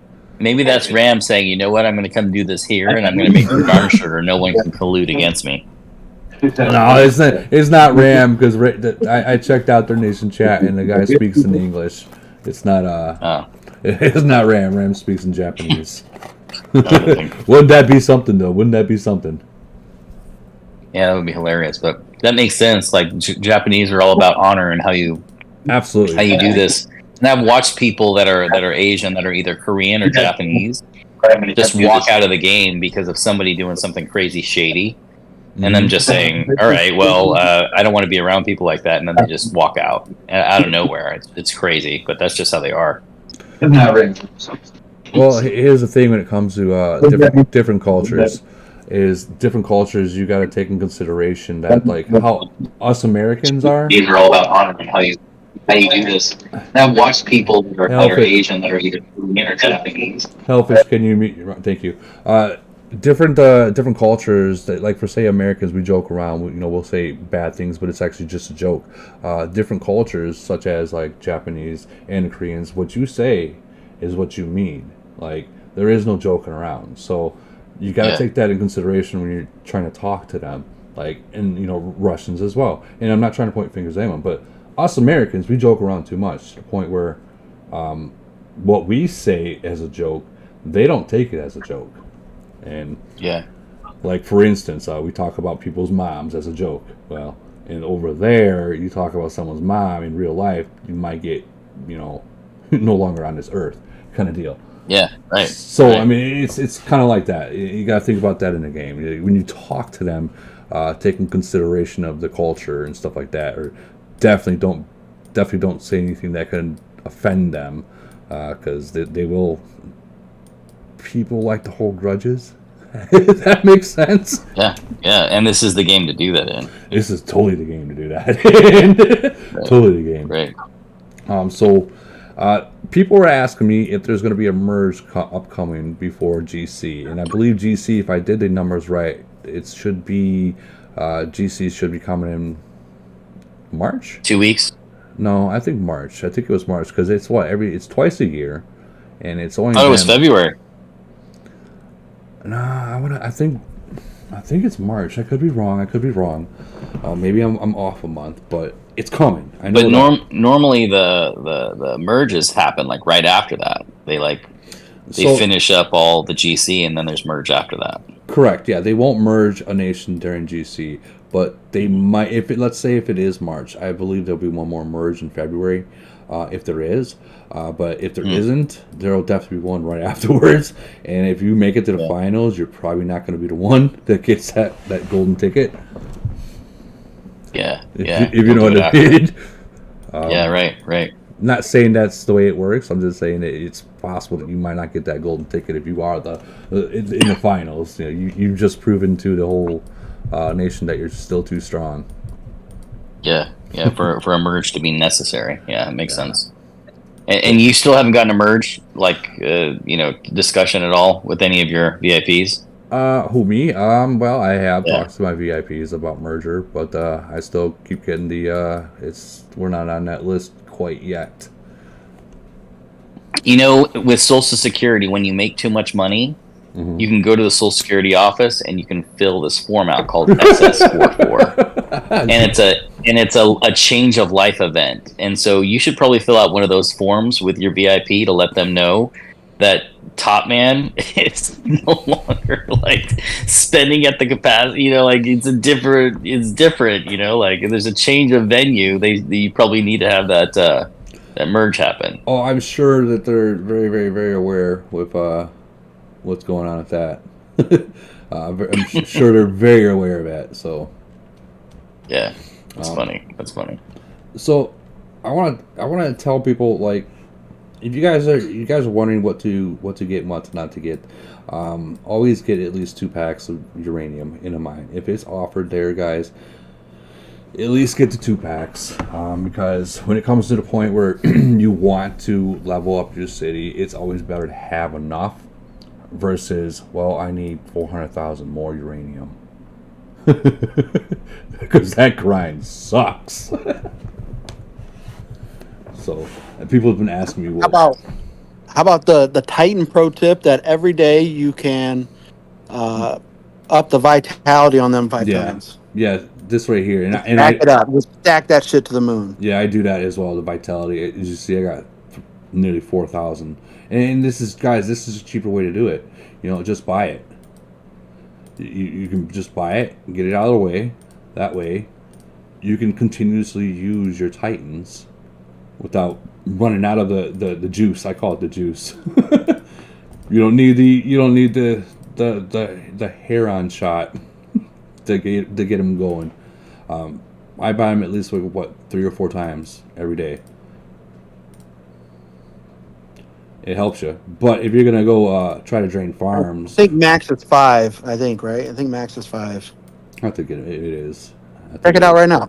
Max it out. Yeah, let's do this. I'm over 5, buddy. Is it going up anymore? No. Okay, so yeah, it ain't going up anymore. It looked like it was just going to continue to let me go. So it's like once you get it to 1,000. Let's see, one more. Yeah, once you get to 1,000, it's done. And that'll help out quite a bit. That really will. So anything new that's been going on, if you guys like, I still want to touch on the 300s and the 500s getting merged. I think that there is a bigger picture that's coming to the game. I think that it's for the best, because now we're going to be getting mixed up with other nations and different globes. So it's not like, well, I just had them in Void last month. And yeah, I think it's good for the best. Like, imagine if let's say you're in the 300s, you get merged with like a 600 nation, right? Your best bet is to go to the 600 nation versus bringing that 600 into the 300s. Don't ever do that. Don't ever do that, guys. If you have to merge, and you better figure out exactly what your strength of your new merger is of your nation, and go to that fits your nation. Not, well, I got a strong alliance. Well, think of your whole nation. Don't think of just your alliance. What do you guys think on that? Well, you should always go to the newer globe, in my opinion. Right? You should work that out ahead of time, and there should be no surprises for anyone involved. And ideally, you want to broker at least one merger of alliances beforehand to kind of foster that peace. Well, I mean, I agree 100% with you, but there are people out there that they got pride in their alliance. They got pride in their nation. So they will literally fight it out just to keep their title. You know what I mean? Thank you, Hellfish. Vitality to 1600, he says. As you can tell, people in my alliance are watching this as well. 1600, so I'm watching this down here. I'm at... It didn't move. Oh, it is moving. I see it now. So it is more than 5 times. You can just keep going. Keep going and keep going with the vitality. So 16 times. Jeez. It's a lot. Sorry to cut you off, dude. Go ahead. You can continue. My bad. You think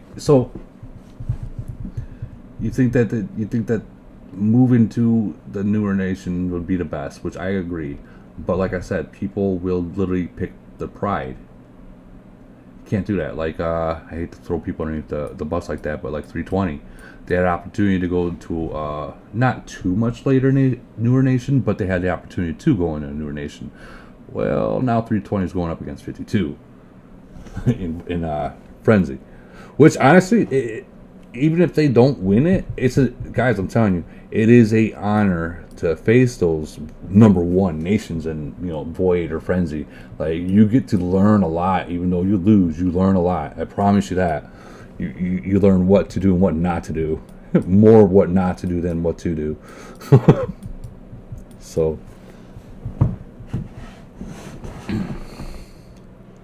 what do you guys all think about that? It's going to happen come GC. You think it's going to be matched up with your upcoming near nations? Or do you think they're going to be spread out against 100 nations, 100 nations below and 100 nations above? Woody, the biggest problem is the merit difference. The what? The merit difference. What do you mean, the merit difference? Explain. Like you take a 200 nation or 300 nation, merge them with a 600 nation or 500 nation. One's been playing for years longer and has accumulated more merit, so their fleet size is drastically bigger. Yeah, I agree, 100%.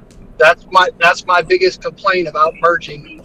You know what I mean? Older with younger is the difference. You got, brigadiers or whatever versus captains. I mean, come on. Well, that was part of my question for you guys earlier as to why my fleet size was so small. Even a whale, like, what's your? I mean, I don't know what yours is, Woody. But what is your rank? I'm a major. Do you see what I'm saying? And you're a whale, and it's because you're in a newer nation.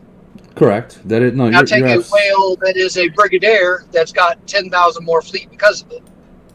Is that fair? You know what I mean? Those are my thoughts. You got to think about it like this. Like, yes, there is a difference between winning and losing when it comes to fleet size, but I've seen people with less fleets take on people with more fleets with no problem, with no Agree. ease. So Agree, but take 300 active players with each one of them 12,000 plus more fleet size. You got to take that into consideration. That is true. That is true. That is 100% true. That's a huge difference. You got 80 people hitting with 12, 15,000 more troops apiece, more than what your average player is. That adds up a lot. Well, if you get 30 people hitting you, you should have 30 people raining you. In void. Agreed. But if your 30 people have, 10,000 per person, do the math.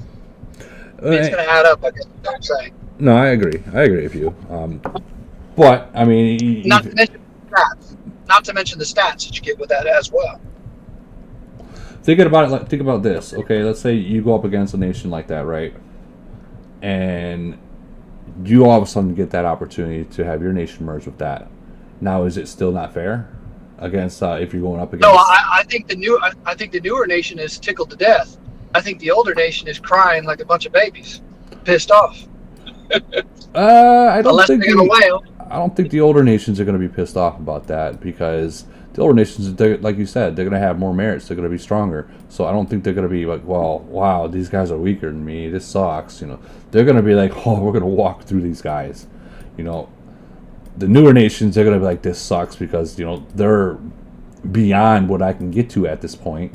Well, I mean, when I say sucks, I mean more like they're expecting, more for the merger, per se. More strength at it, not lesser, I guess. So in the YouTube chat, they said negative. Woody was attacked by 18 players in 747 and lost. Yeah, he didn't have his Titans, but he still got slapped. I'm not going to say the last couple words. It's true. I mean, the Titans and you're playing, dude. They are your bread and butter, dude. You can really, if you're Titans and you're playing or not in your city, that's when you want to hit that guy. And if you can tie him up in a city that he's attacking and trickle one player in and keep it tied up and just keep attacking his main city while he's tied up, oh man, the damage you can do. Just imagine the words he's saying on the other side of that phone. Imagine. Can I get a new job or a refund? I think it's more a new job thing. Yeah, something. Can't you fast recall your Titans in a war or no? In the middle of a battle, you can't fast recall your troops because it's still going. You can recall, you can retreat, but you can retreat and then fast. Yeah, recall. And then fast recall. That's what I was thinking. But if you're being hit by that many people, do you really think, and you're losing, do you really think it's smart to pull in more troops? Yeah, well, I think that exactly. Goes to Exactly. And or in Woody's case, was it even needed or necessary? That's what people really have to take into account, along with certain stuff. Is like, in certain situations, is certain responses needed, beneficial, or even necessary? Yeah. Like in Void, if someone's being hit, and this is something that all the newer nations, if you're in Void, okay, and someone gets caught, send rain. Try to win that. Try your hardest to win that. In Frenzy, let them burn. But in Void, you gotta try. You gotta try, because you never know. If you see one of your guys being burned and you're able to speed 20, 30 people in there, and you can change the reality of that attack really quick. And then you have obviously you have a real good talk to that one person that just got hit. You deal with him after Void. Tell him to put a bubble up. Now we'll deal with you afterwards. He'll probably already have a bubble up for the rest of the Void anyways, because he just lost 1 million troops, or 2, or 4. But still, that's the best advice I can get. Advice in Void. If you get caught and your people are in the same nation, send rain to try to even it out, or at least take that battle back. Because it happens, guys. It happens all the time. So I also, now that we're done with that part, I also have one more topic before I'm going to be ending this. Okay, officers set up for long range and mid range. Okay, so I have noticed a lot of people saying don't use defense, and they're absolutely right. We have tested this. We thought that maybe melee HP and defense, melee defense, would have been kind of the same, but we've tested it, guys. The melee defense, don't do it. Don't do it. Focus on melee HP right here. Definitely focus on that, getting that maxed out right there. Do not use defense. And eventually, what are you rocking right now? What are your skills? Are you rocking What happened? 666? in my would you say? 6 melee HP, 6 long range expert, 6 long range attack. Yeah. Is that what you're rocking? Yeah. Because I know some guys are doing some funny stuff where they throw like a melee expert or a long range HP in there, and they're losing if they throw a melee expert in there. That's kind of foolish, and you're actually trying to waste your time and money, or even just your time, which is worse than wasting your money, I think, sometimes. Yeah. I that's why. But I've seen some people that are much bigger spenders flip it around playing with it. I was just curious if there was any thoughts on that. No, there are much people like these bigger spenders, whales, whatnot. When they're going up against another whale, it comes down to how you set this up or how your caddy island. Just that little bit of difference could win or lose. But like even like for my long range HP, that's something I'll mess with in the unwarblies. But like the main skills, I always go melee. Yeah. Do you run any defense now? Melee? I'm not going to answer that. But that's a silly question. The reason why I say that is I know that there's whales that aren't now running defense. I don't technically run defense, but like with other like your caddy island or your titans or your planes, there's defense that's added in from that. And yeah, but the commander skills technically. Right now, I have mine because I have my commander skills completely flipped. Like I got my commanders, not those, my bad. These are completely flipped. Versus usually I have it at war. Right now I have it on develop because we're going to be hunting monsters and we did a gathering event, so I try to be active into that right there. So I'll flip those. They're in different events, but come Void or Frenzy, I'm going to flip them back all over to here. If that makes sense. Yeah. Yeah, but when you flip it back over, you've got to be like commander level 65 or 67 or 70 or something like that, right? Yeah, I'm 65. So you're capping out long range attack, you're capping out melee HP, but you're probably hitting melee defense. Out long, I'm hitting melee defense at 53. I've got melee HP capped out, long range attack capped out, melee. Yeah, I mean I have all that stuff capped out. The long range HP is capped out. So you're talking about the skill on the officer, on the war officers. You're talking about just like the basic. No, the one he just the one I was talking about is the one that he was just showing you. Oh, so he's talking about the commander skills. Yes. Yeah. Once you get to 65, well, I think it might actually be 60 or 55. You can cap out all these outside ones and stuff like that. Depending if you're a long range or a mid range player, you would obviously pick which one you want to choose. Like I'm a long range player, so I'm not going to really worry about my mid range that much. You know what I mean? But I'm going to definitely worry about my melee attack, my melee HP, my long range, all that good stuff. I'm going to worry about. Definitely get those, and then if I have extra, I'll put like melee attack or a mid range attack. Because even though you're putting 1,000 troops in the in the middle just to tie them up for that couple extra seconds, that's still like your mid-range. When you were talking about I'm talking about melee defense though. I'm 53. I've already got melee defense maxed out. I've already got long range defense 1 maxed out, and I'm 9 into long range defense 2. Why? 53.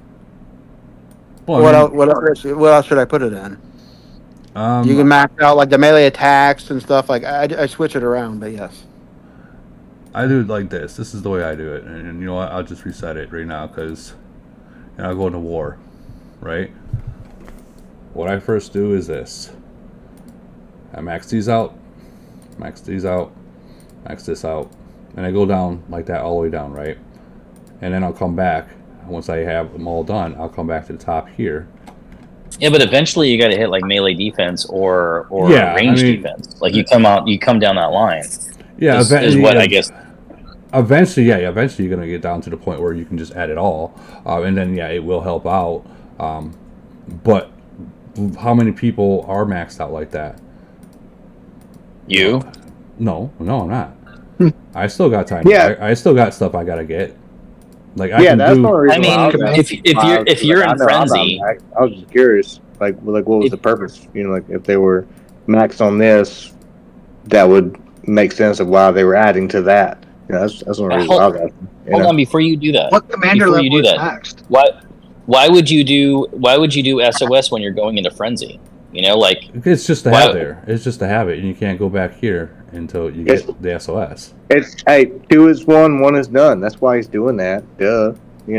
Well, what I'm getting at is why not? Family, What I'm getting at is why even do that when you're going into a frenzy and it's not even worth anything. I mean, just focus on long range HP and long range defense and melee defense add the points elsewhere. But you have to think at Woody's Castle, any of those 5 to 6 points at any of those tiers is not going to help him or kill him anywhere. But that's definitely a good point or question. For sure. Speaking about anyone, what do you guys do the 2 hours before you have to void starts or frenzy starts? What do you do? Finish it up. You purge your nation, right? Yep. So if you're coming into frenzy, are you going to want to use your troops or are you going to use your SOS? Yeah. It just depends on that, and that's why I was saying to that guy that asked that question, it's a very solid point. Your statement, for sure. You're either gonna go full. You're either gonna go full develop, or you're gonna go full war. That's use your points like that. This is the way I see it. You're gonna want to go full one way. I'm just saying you don't need the one right before slaughter. You don't need slaughter. Okay, number one. Number two, you don't need the hospital capacity because it's a no kill event. It doesn't kill your troops. You could stack long range HP or long range defense, a couple times. You know what I mean? Because the hospital one is 20 or something like that. So. Right, but I mean, like I said before, purge. I mean, if I have to purge 20 cities and they got 1 million troops in there, my hospital's gonna be full. I'm going to literally freaking SOS someone that's got 3 million troops. I'm not gonna just take it and eat it and take that loss. No, and. I take it like this. If I'm gonna go war, I'm gonna go full as much as I can with SOS and all that stuff. I don't even use harvest. I'm maxed out with literally feed, oil, and steel. I'm maxed out. All I really need is minerals, so I can get that in when I'm ready to go to 41. I can get that in void anytime. Okay.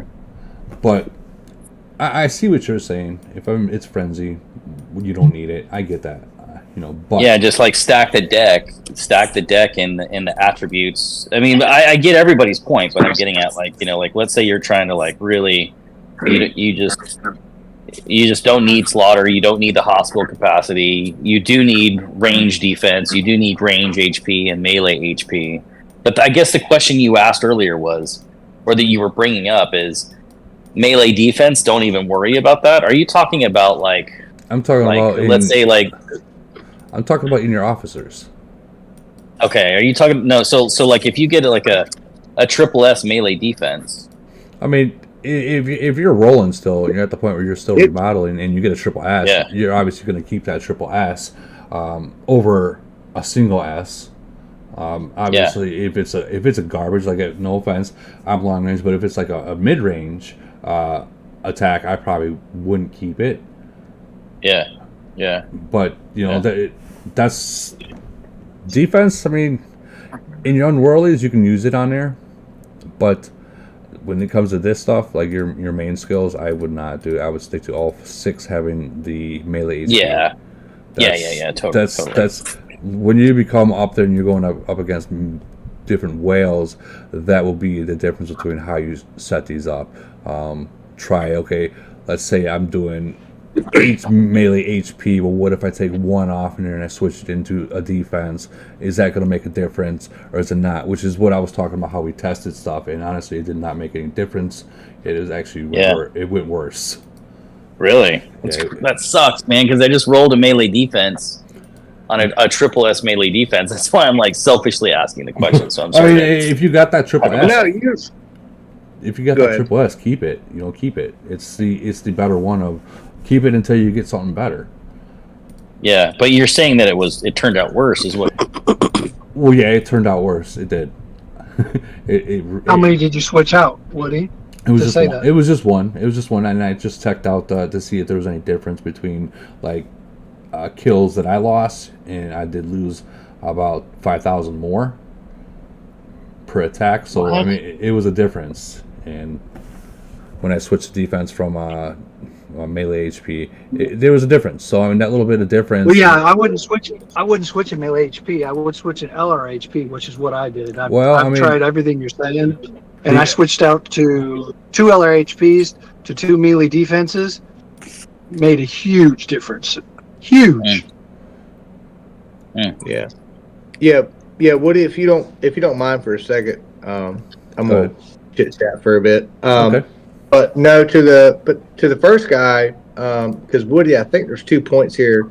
One, Woody's city doesn't need like certain stats or commander skills that certain other people's would be if they got, say, attacked, in frenzy or void. The one guy who said, as far as like commander skill, once you're maxed, get some melee defense. I think that's pretty valid. Depending on your other setup and whatnot. And then the one guy who rolled I believe, correct me if I'm wrong, also got a triple S melee defense. If not, and obviously if that's the case, I think you need to hit up flex, because like we're kind of ignoramus at that effect. But no, I brought up some good stuff. I agree 100% with you. Yes. I think a lot of people, like, whenever they're on here, when they're talking about this, that, and the other, they get kind of too channeled into the individual they're talking to, as far as like whomever their castle is or whatnot, whether it be like Woody or somebody else. Like, think about like the average Joe, if you will, or even the above average Joe, whether that be $5 or $500. Think of it in that aspect, because that's definitely the world I play in, and I build my stuff totally different than that. Like nothing too crazy, nothing, really abstract. But like I definitely kind of mold my own way. I have some good teachers. Like been playing with Woody for a while, Bear with a while. Boogie. I get my knowledge from like reputable players, but like I've definitely been able to tweak some certain stuff on my own, and some stuff it isn't discussed whenever I show them. They're like, "Why'd you do that?" And I'm like, "Well, it kind of works for me because it kind of fits my play style, because sometimes I'm definitely be able to be there for team attacks or defenses depending on the event or this, that, and the other, and also if say it's 3 a.m. in the morning, I'm just getting off work, I can do some stuff in void, and I can do some damage. So I think that's like where, obviously, like it's really cool to be able to talk to somebody or engage with somebody who has a certain type of city. But whenever you're asking for tips and tricks and stuff like that, like, cater it to, the average Joe, because, we're all not like, certain players, if you will. Well, I mean, here's the thing.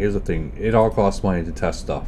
It even costs. It costs me to test stuff. So that little bit of testing that I did, and another player did, it came out to where the defense was not the better setup. So that's just the test we did. We lost more troops by using. I like the point he's getting at, because you talk about all these cities, and like I've said before, it's the 1%, man. And even like, I consider myself a high level, like average guy, and I'm nowhere near any of that. And I think to help the masses, or just to show people like where things are. I mean, I was happy to see your commander skills there. And then, I'm trying to get to like double S for my fleet size with Morgan, and things like that. I would be curious to see if you guys could analyze for me, just as a favor, if I could share my Titans and see where you guys think I should go from where I'm at. I think that would be great to have you kind of like everyone analyze where certain people are at. Luckily for me, I'm in Woody's Alliance and I can do it on here. Here, we'll do it like that. We'll analyze it like this, because you're in the game. I put this right here, the strength and analyzation, so you can post yours. But do know that when I open it, it's going to analyze yours versus mine. So it will be a difference. If you wanted to do that, to better see where you're sitting versus where I'm sitting, if that's what you're talking about, Hellfish. So Woody, to that individual, what I would say is like, and I kind of put out a message today to people on stuff. Not bad at all. Is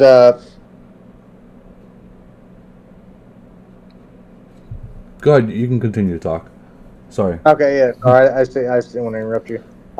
But no, yeah, like one, like be involved in Discord. Because like one, like never think that one person, because of some type of castle they have, they have more free time than yours. And I'm definitely not saying that's what you said. You were basically just kind of like comedically saying like, hey, I'm in a team with Woody. Yeah, I can just show him here and like he's good, Like, so that's cool, and obviously it's comical. But also be like willing to put in the work of like, hey, I've made this the easiest for you to assess my strength, or give me tips, or give me advice. Like, how can I do that? How can I do better? This, that, and the other. I would definitely recommend that to people, because because there's basically like, hey, I've done all this work, I need like a little bit of advice, or it's like, hey, I've done none of this work and I need a lot of help. Like, which one do you think will get fed first, I guess is what I'm saying. There's definitely a lot of advice and help out there, and just like the Discord, scroll around there. Boogie plays in 52. He came from Day. I don't know if he started anywhere before Day, in 385, but I hit him and Chicken and 459 up all the time, amongst my own teammates about stuff, like, and I basically provide them all kinds of data, if you will, and but hey, this, if I did this, do you think it would be better this way or that way? And that's going to be the quickest response and solution to your problem, versus just being like, hey, what do I do with this? Because then at that point, you're basically asking someone else to play your own city, which is oxymoron. Well, like for instance, I've seen this what I'm about to say in many different ways and different chats too. Like for say the Titan setup for the Talons, or the plane setup for the Talons. I've seen many people have different different ways of doing it. Which one, like, so to know which one is actually better, I mean, it's very, very hard, because people have different playing styles. Like some accounts are some accounts are straight up set up for GC. Some are set up for straight EW. Some are set up straight for the mines. Some are set up for void. So like, and everything, every different build You know, you got to figure out what are you wanting they be. Like me, my important events are Void, GC, and EW. Those are my 3 favorite events. Those are my, obviously Blood Wars. That's my actual, my second favorite after GC. It really is. But so yeah, man. Like you kind of brought up a good point. Like, would I don't really think there's like a certain build set. Like I know they have the skills and whatnot, but like I would love to talk to like maybe a high tier mid range player, and be like, hey, is there a certain way you built this Titan, like you were saying, to support mid range better than long range? Like that would. Like, I'm sure it's been said before, but like the way you said it, I was like, oh, that's kind of interesting. I'm sure it can be done. I mean, there's our better ways, and it depends on how your build is. Honestly, like, whoa, someone just donated some coin. Thank you. It means a lot. Thank you. Hellfish, I'm actually looking at your officers right now, and you're actually doing pretty good. You are doing pretty good, man. Like, I like the way it's set up. You got all the cross nation long range attack. You got the long range attack as well. You biochemicals, perfect. Melee HP, and guys, you got to think about this. If you can keep your melee, your front line alive longer, your back line or your mid line, well, either way, are gonna kill more. As soon as that front line dies, you might as well just retreat or try to retreat right before it dies. Like retreat, because it's gonna hurt. It's gonna hurt if you don't. Well, yeah, these are set up perfect. I think everybody's so focused on like when it's your first time, your first castle that you're building. Everybody's so desperate to like, get it right the first time. So they're so focused on trying to get everybody's input and everybody's feedback. So I mean, I can't blame it, because this is my first castle, and all I can do is just ask a billion questions of everybody. Well, like, even do it to hold contacts. Like my first castle was a fucking job. I think everybody's so focused on looking at your first. I did not understand what was said. I'm sorry. Whoa. One at a time. Say it again. Yeah, I didn't understand what someone said.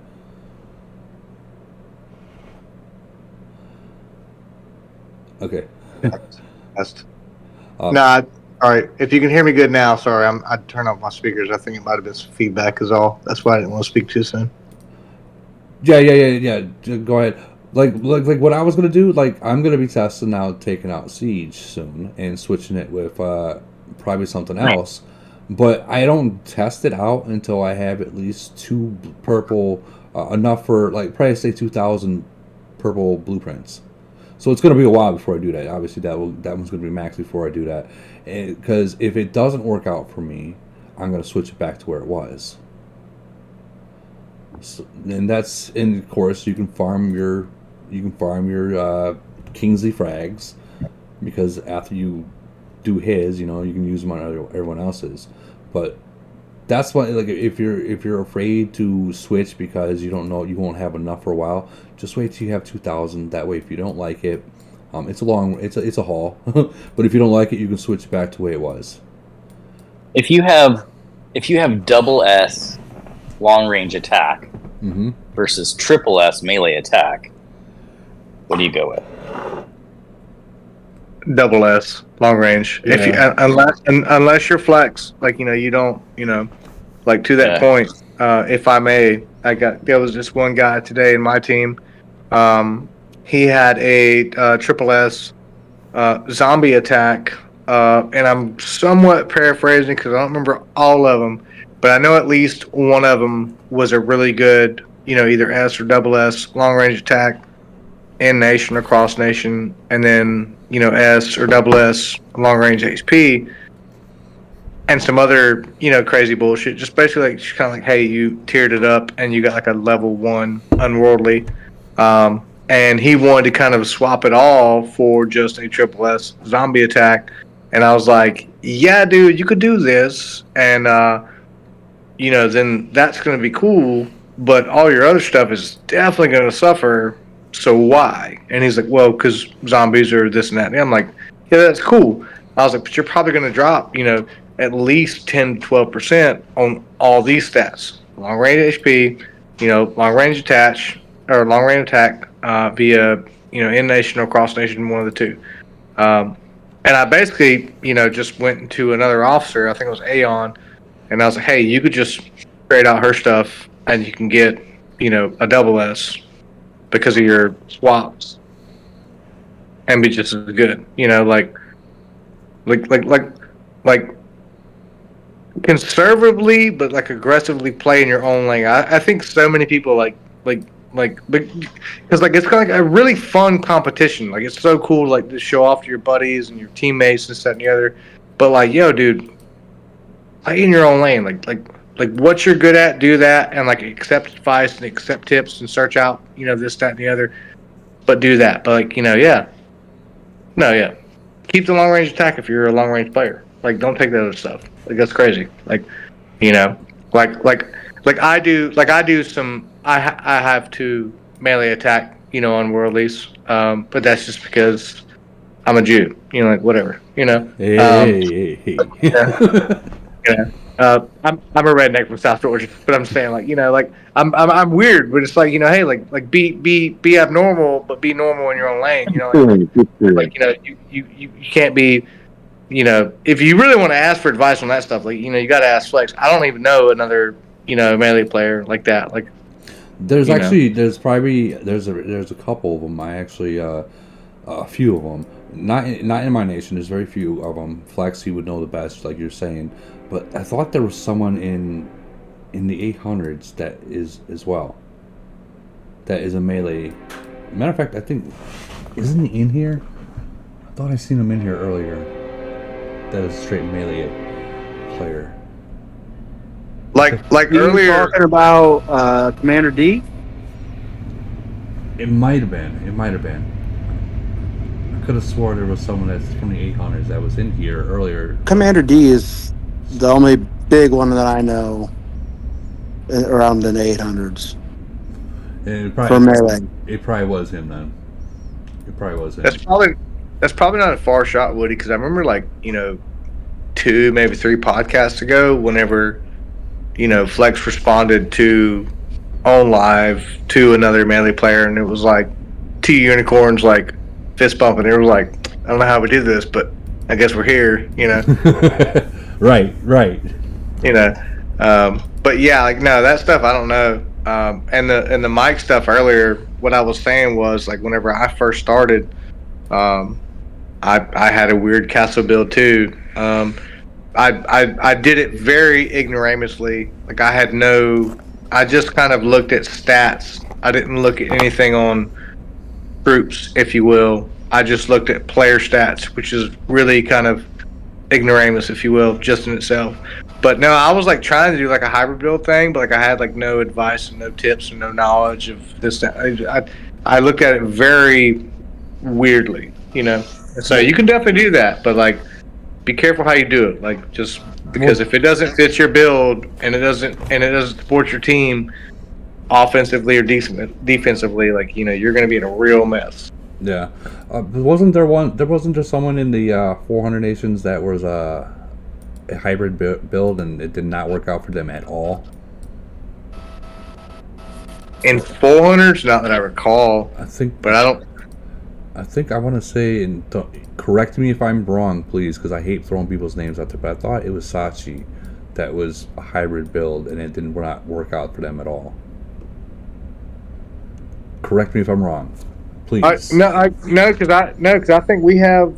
Let me look real quick. I think we have Sachi or a variation of Sachi for Frenzy right now for 465. That's a big MRA player. Let me load it up. I'll actually give you $5 in AOZ coin if you stop playing that Commander garbage game. Hey, $5 is $5. Well, due to inflation, $5 is now $7.50. That's true. That is true. But let me look real quick. While you're looking at that, yeah, like was it Sachi 1007? No, this was like, I remember this being a big talk, probably like a year ago. So it was a year ago when it was a huge talk. So, and I think that they it's been a while. It's been a while since we played them. Like, the only thing this player would do, like, it's not a crazy big city. It's like, it's like a 15, 16, 100 MRA city, good Titans-ish, definitely not maxed and whatnot. But, he or she was reigning 24/7 in Frenzy, and we beat them too, and now we're up against them again, Well, if you're up against them now, I would definitely see if that build, if they're still the same build, see if it actually worked for them. Being it is Frenzy, you're not going to lose anything. See if it actually worked for them or not, because I thought that it was, they had it, people were talking about it, and then they had someone in Void against them, and I could be wrong about the person, but I thought it was, and I could be wrong, and it ended up not being good for them. Whether they kept it that way or not, I don't know.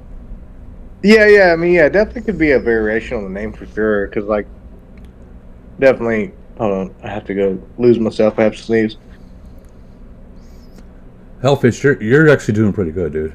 You're actually doing really good. Your Titan strength, your officer strength's good, your biochemical strength's good, equipment, yeah, you're doing really good, dude. Shit's better than mine. Yeah, that's, the blue is where you're sitting. You're doing really good, dude. Really good. You got that S+. I like that. Hellfish, do you have an extra, you have your extra on your skills for her instead of Rapid Fleet? Try using the XP for monsters, so you can use her for that. Because when it comes to monster attack speed, all you gotta do, go in here, go into your war, and literally hit Urgent Fleet, and for the next 2 hours, you're at 100% speed. Like, they fly. Yeah, I do have that, but I tend to save all my fuel for the Void and Frenzy, and rather than. Well, yeah, I'm just saying, like, speed wise. I forgot to hit that Urgent Fleet. Dang it. You know what's crazy to me is I need to check it, but my VIP for because I just send them all. My VIP, let's see here. It's 747 days. 747 that cracks days? me up.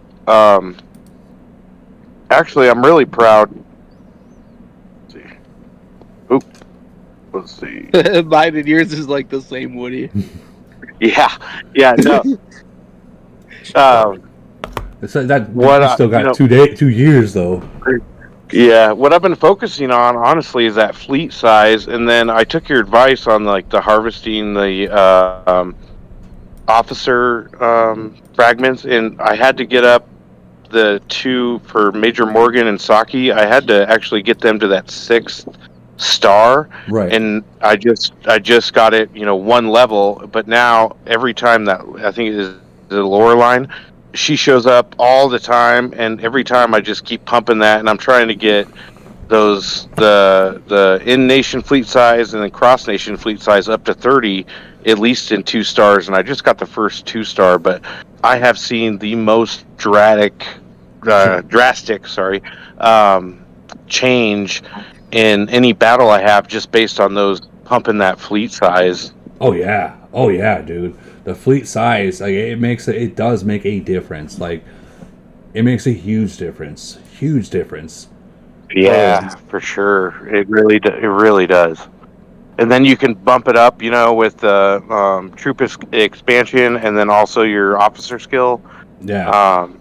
It's crazy. It really, like, that by far has, like, made my game more fun to play, I guess, if you will. Oh yeah, dude, you're killing a lot more more units, you're killing a lot more and you're losing less as well because now you got more on the field. You know what I mean? So I mean, it benefits out.